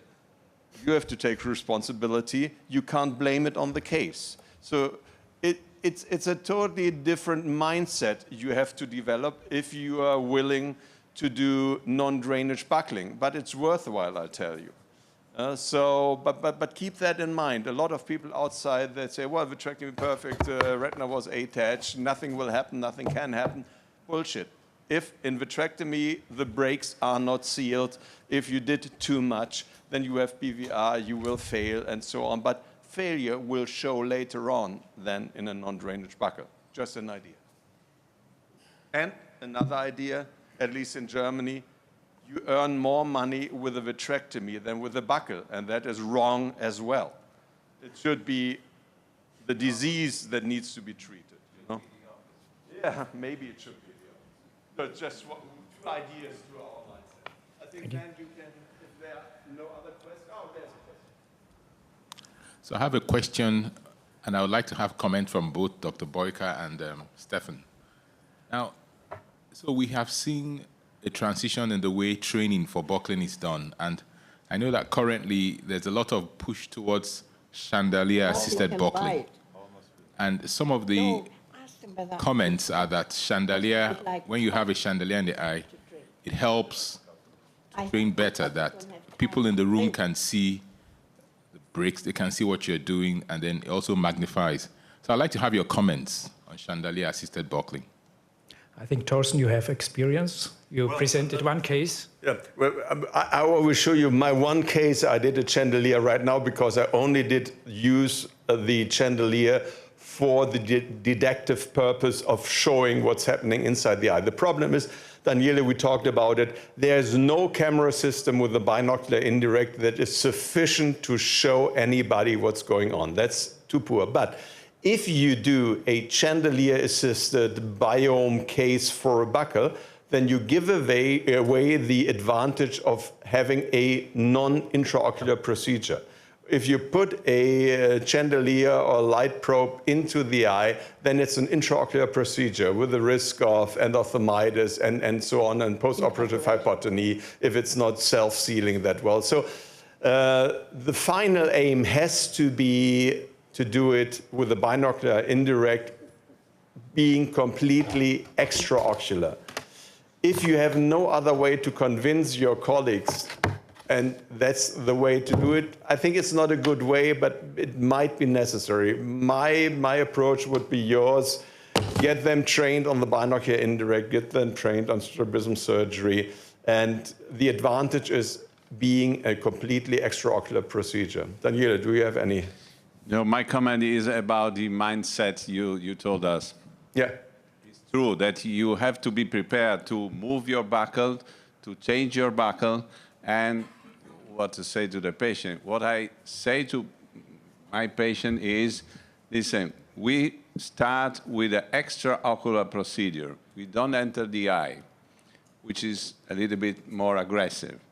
Then we will see if this is okay, everything goes okay. Otherwise, there is the possibility to repeat the external procedure or enter the eye. And the patient usually understands. Yeah, yeah. And the advantage is if you have a failed non-drainage buccal, the retinal detachment is the same than before the non-drainage buccal. And then you can still do the vitrectomy, replace the buccal, whatever. If you have a failed vitrectomy, it's a different story. It's not a simple detachment anymore. So therefore, there are many reasons why we love to do it, and our success, well, at least in our hands, we are happy with it, and I just would like to encourage you. So now we start with the video sessions. I think we have 4 videos, and because I have some complications, I start right away with my video. So that's a total, no, I think it was a 3/4 detachment, but opening the conjunctiva is important. Daniele told me I would be working on non-living patients because it doesn't bleed, but no, it can bleed if you open the conjunctiva. We are just lucky. You spread within the, and you see that you have some scleromalacia. And that's one of the problems, that sometimes in retinal detachment, the break is not where there's vitreous traction, but where the wall bulges out, so there's indirect vitreous traction. So here now you can see with the chandelier assistant way, that's the marking of the horseshoe break. So I have unfortunately no other techniques to show it to you. So this was the one case where I did it. So where they have the marking where the break is, then you place the sutures, and be very critical about my sutures, because there you see I perforated already. See, there's some drainage of subretinal fluid. Daniele will show you how you can do it much better in his next video, if I recall it correctly. But again, if it's, you have to look inside the eye, we'll do that right away. If there's no additional break, no hemorrhage, then you can leave it like it. So now the next step is the cryo. And if Ingrid would watch, she would tell me it's too much cryo already. And if you have such a thin sclera, then you need very little cryo, very short exposition time. So then it's an oval sponge here. And you see with the drainage of subretinal fluid that was unintended, you have a hypotonic eyes. And again, in retinal detachment surgery, hypotony, I think, is one of the most severe dangers for the eye. The eye does not like to be hypotenuse. So rather inject some fluid, anything, but don't keep the eye hypotenuse. You have lots of inflammation. You see, in this case, with the drainage, the inadvertent drainage, the break is occluded, the cryo will form. And again, this is the one case I did with the chandelier, just to show it to you. Otherwise, my colleague from my apartment will tell you, we never do that. So that was my case. I wanted to show you with complications, with things, how not to do it. And I think, Daniele, maybe you're the next, and you show us your videos.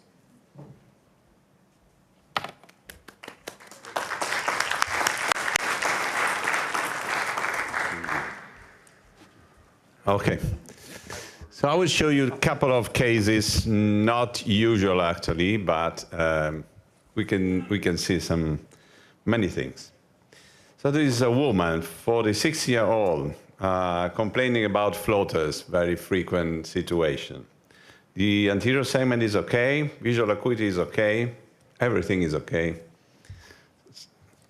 But the phone examination show us a bolus retinal detachment for 12 o'clock to 3 o'clock and a quite large horseshoe tear at 2 o'clock. You see a usual situation, I guess.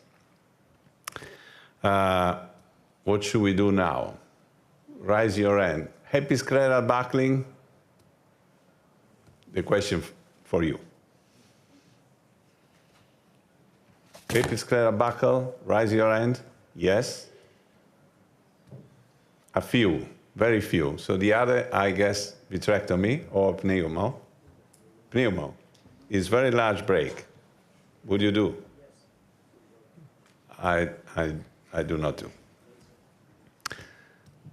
Well, pneumoretinopexy is a little bit pushed because it's very large break.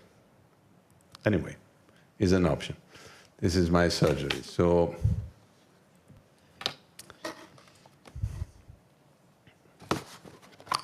maybe we can start again. Okay. 360 peritomy. I'd like to do 360. Even you can do only the peritomy in the quadrant of the break. Then you mark the break with cauterization on the scleral wall, and you pass your stitches. You see that the passage should be as long as possible inside the sclera to avoid tearing the sclera during the closure or your knot. This is a 5 millimeter sponge. 505 is the code. This is a nylon stitch, 50, and that's it. Very fast operation without any complication. This is usual technique to put a sponge and suture of the conjunctiva. So nothing difficult, I guess, for you. But there is what we were talking about a few minutes ago. The day after the retina is not attached, there is some persistent fluidic, subretinal fluid inferiorly and posteriorly here, and you see the retinal tear is still open here. Now we should tell something to the patient. What should we do? A vitrectomy, a pneumo? What should we do? Any proposal from the floor? Pneumo. So you are very confident with pneumo. Ingrid, what should we do? Every one of them like pneumoretinopexy. But it was a pseudophakic eye, eh? Yes. I was switched to vitrectomy. Switch to vitrectomy. Because You the too. lens is artificial. What is the meaning of that? That's not the old lens. It's a plastic lens. Yeah. So you can't create cataract anymore? Yes. I see. So you are afraid of cataract. Gas bubble vitrectomy, see whether the extent of the buckle is enough. So there are many options. No other idea, so vitrectomy at all. Wait. It's not attached, is really is a little bit open here, you see? So it's not completely buccal. Right. I show my... This is our buckle. I remove it because I decided to put a larger one because was the border of the edge of the break still open, not all the break.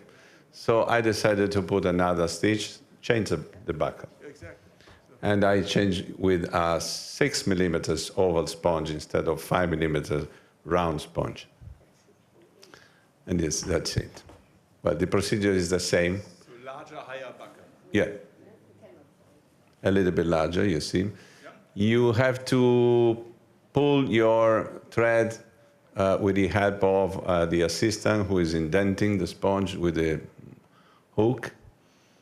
And in this case, I put another stitch larger to have more indentation on the buckle. So You didn't trust your first suture?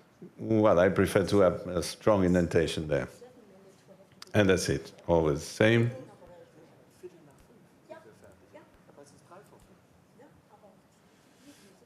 I can't go ahead. Niente.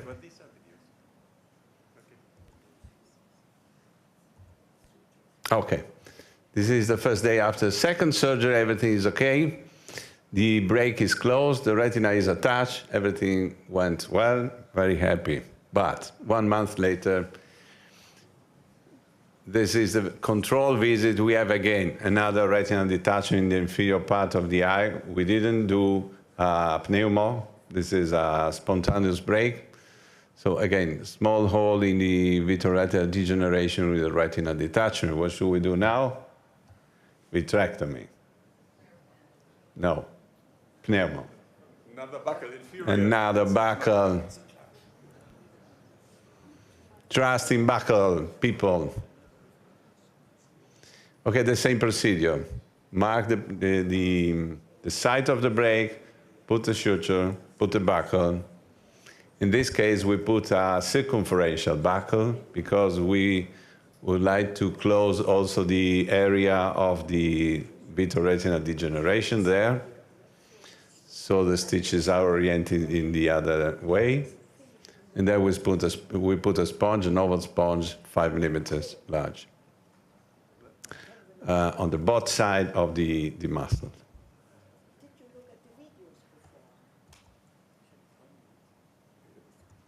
Okay, and this is the final result. 1.0. So Tell me. we have to. She wants the next one from. Okay. Okay. Go Daniel, away. thank you very much. There was 3 buckles in 1 eye. Stefan, du sollst sagen.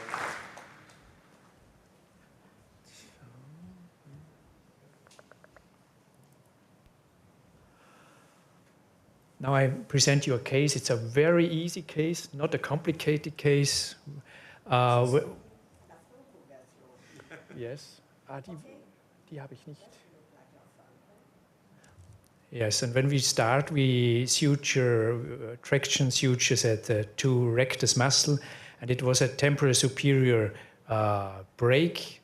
We did the localization with binocular indirect ophthalmoscopy, with the indentation, and marked the retinal break. After that, we performed less cryo as possible, and after performing the cryo, we look at the sclera, the mark. We take a 4 millimeter sponge. Therefore, we need a mattress suture with 6 millimeter of width. We mark it now here. And it's a very good sclera, no thinning of the sclera, so it's easy to perform the suture. It's important with the tip of the needle, look that you are deep enough, not too deep, so it's a little bit visible. And look all the time of the tip of the needle that you are deep enough, but not too deep, and a long bit, as long as possible for these cases, on the one side. And don't rotate the needle now, very softly. Don't rotate and move out that you do not perforate this situation. You do the same on the other side, and then you made a knot in the one part. Here you have a lot of space. There are many cases you don't have so many space, so it's an easy case. You can present it very good. And now you have the sponge, and you compress it with pressure, that you have the compression of the sponge, and this compression increases the ocular pressure, and after you have performed the sponge surgery, the next step is look within the eye, look to the central artery and control the situation. If the buccal height, the location is correct and the height of the buccal is also correct. After this, I complete the surgery. When the buccal is not on the correct place, you can remove the buccal and easily find the correct position. So after that, removing or performing the tenon, cover the sponge with the tenon and with the conjunctiva, then the surgery is finished. Thank you very much. Stefan, thank you very much. Due to the time and because we want to hear about the balloon procedure, we have to continue now. And Ingrid, please talk to us about the balloon procedure. Now, let me see what I can use. Where is the laser pointer? It doesn't lie here. All right. Now we have tried to move you towards minimal. Thank you so much. And now we dare to go towards more minimal.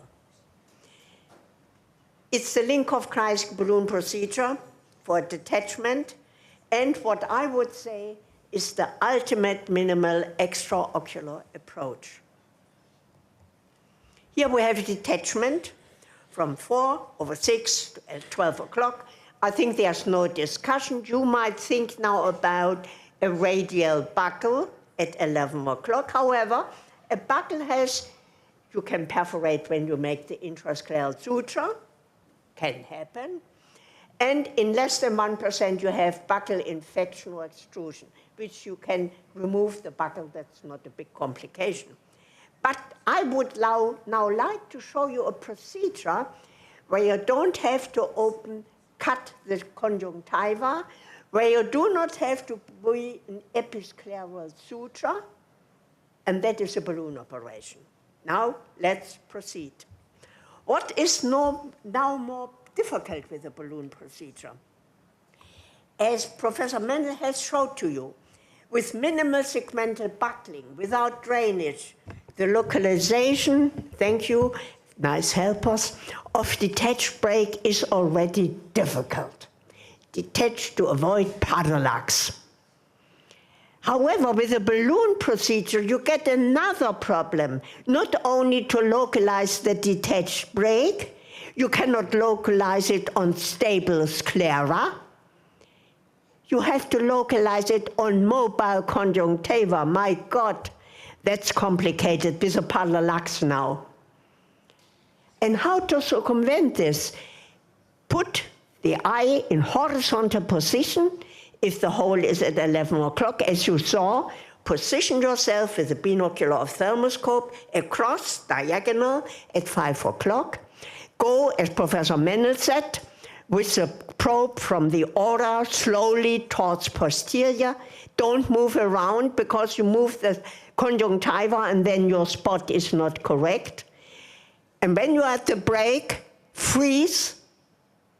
What is so special? The moment you freeze, if you did not have dislocated the conjunctiva is exactly on top in the area in sclera where you would do your spot. At that moment of freezing, the conjunctiva is fixated to the sclera. Quickly a spot on conjunctiva because the freezing mark disappears quickly. Now let's continue. What is so new with the balloon procedure? First, no conjunctival opening or suture, and no episcleral suture. New with the balloon procedure is the buccal has to be fixated, no episcleral suture.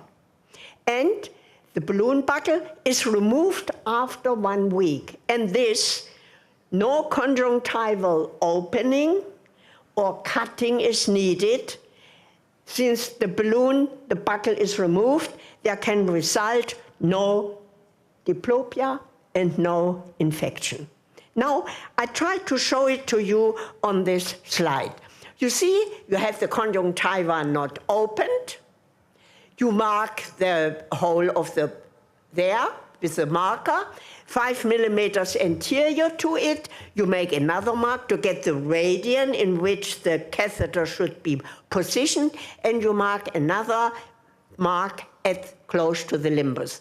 You make an incision of 1 millimeter, enter with the catheter in this direction, that you end up at the break. And during surgery, the balloon, not being fixated by sutures, is fixated and compressed between the bony orbit and the sclera. The retina, of course, no drainage, is still detached. And now, can you just start the movie, please? We invite you to look.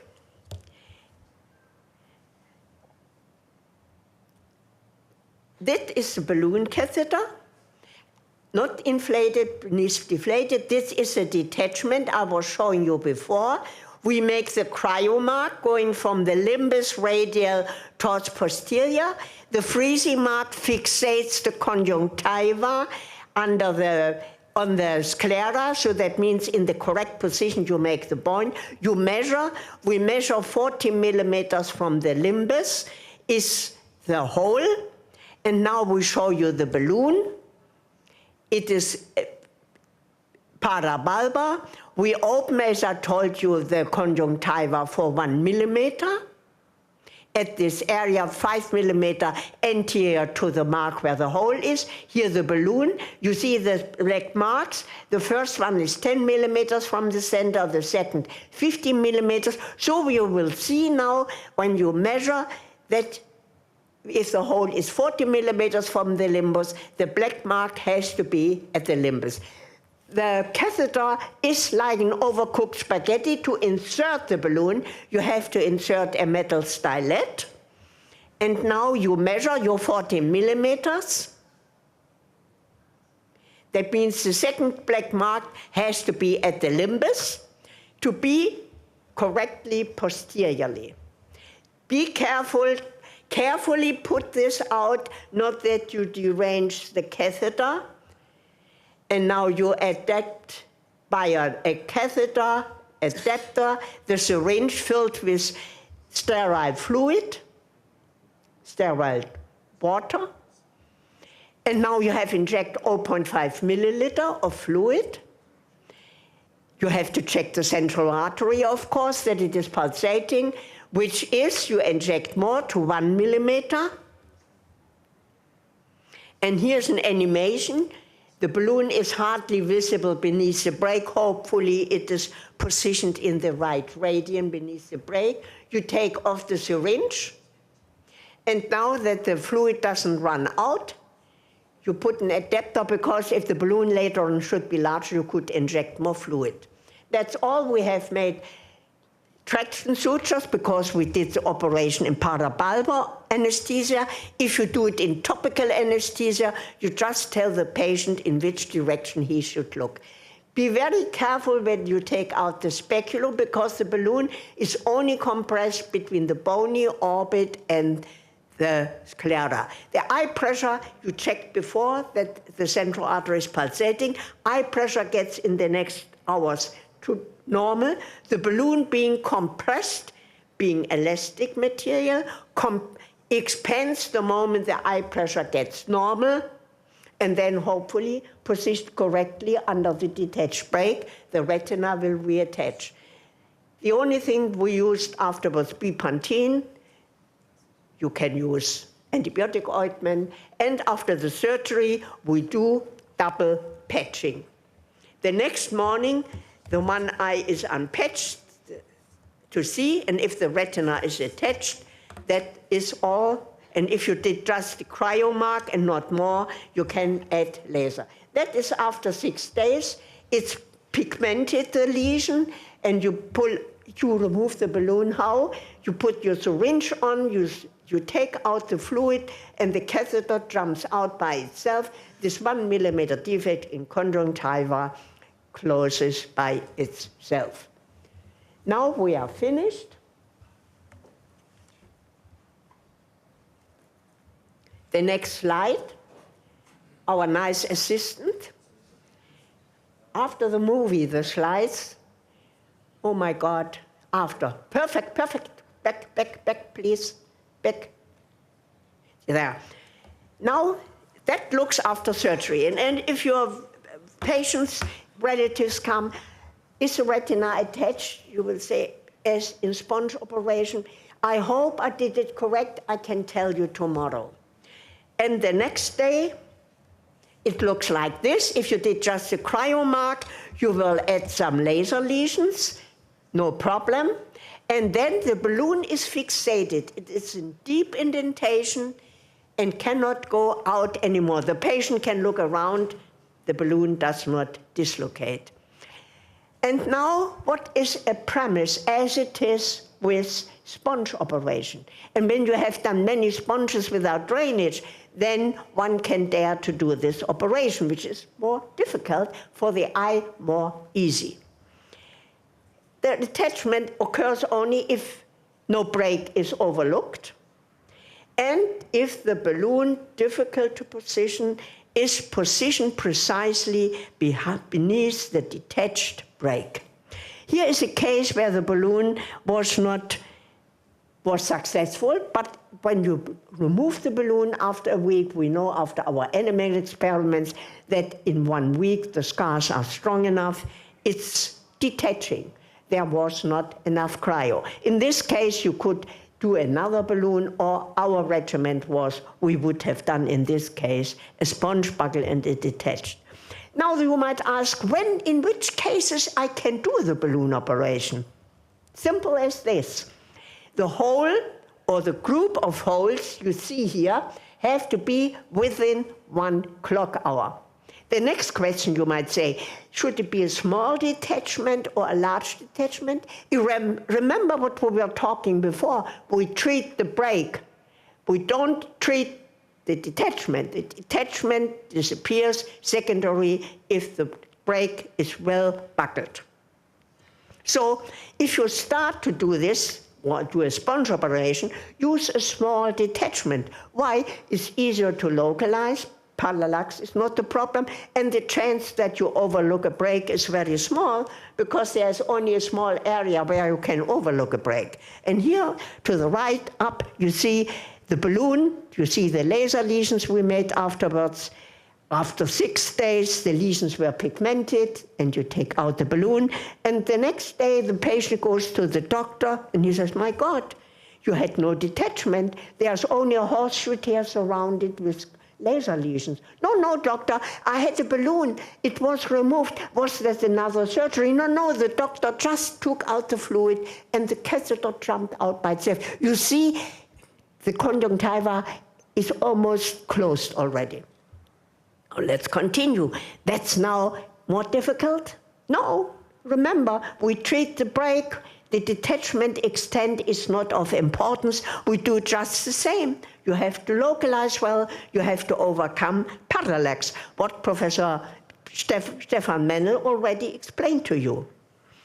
That is a case where a balloon is marvelous. A beautiful lady has a detachment, a hole at 9 o'clock. My God, there is a rectus muscle, there will be diplopia. What should I do? Do a balloon. The balloon buckle is removed after 1 week. Of course, as long as the balloon buckle is there is a diplopia. But when the balloon is removed after 1 week, look at the attractive lady, no diplopia. She didn't have a suture of conjunctiva. It just closed by itself again. Now you would like to know the results. Here are the results of 500 detachments, a hole within 1 clock hour, a group of holes between 1 clock hour, treated by seniors, by me, and a few residents. 500 detachments. After 1 balloon insertion, the retina was attached in 93%. Within 6 months, the retina redetached in 2%. Now you might say, how many reoperations with this small procedure? 1 reoperation was done, and in 98% the retina was attached. and 2 reoperations were needed in 4 eyes, or 0.8%. And the retina was attached in 99%. And this selected group of patients, a selected group of detachments, follow-up was 6 years. So if you once have closed the break, you did not induce proliferation, inflammation. PVR is very low. It's here 0.2%. So with other words, it's a small procedure, the ultimate minimal procedure for an eye with a retinal detachment. What are the advantages? It's a minimal surgical trauma, no intraocular complications, no extraocular because the balloon is removed, therefore no diplopia. You can do the surgery in topical anesthesia and in parabulbar anesthesia, no cosmetic defect, and there is a very quick, rapid recovery of visual function. Thank you to listen. I just want to give you the stimulus to look more, to even to get more minimal. Thank you.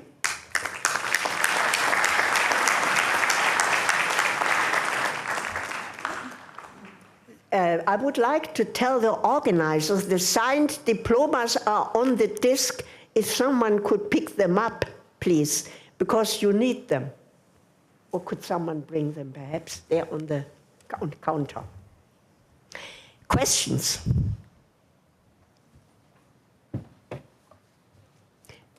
There is a gentleman who wanted to talk with me about a teaching course in Algeria. I said to him afterwards, after this talk, I have the time to talk to him. No questions? I think then we are does someone still like to show another movie? Maybe yes. If we could show more movies, that's great. If so maybe Jörg, and I think you have another movie, right? Or Start. Dann können wir nicht mehr. All right, please bring the Nehmen Sie die diplomas. Die unterschriebenen? They wanted to have at the door, they distribute them at the door with a photo. So then we have no time for further videos, unfortunately, because They have to come back for another course. Maybe in Algeria. Yeah, I just said to next the year's gentleman. Retina. Yeah. Thank you for the discussion. I mean, the discussion is a compliment. First of all, you didn't fall asleep. You did not look all the time at your iPhone. You asked questions, and you tested us. We come here to find out what we should change. For us, it's marvelous. After every teaching course, we have learned something to improve. Keep this mind to question, and to speak up if something is not okay the way you think it should be. Thank you so much. Have a nice time, and think about it. The diplomas are at the exit. You know that I was sitting there and working hard to sign it.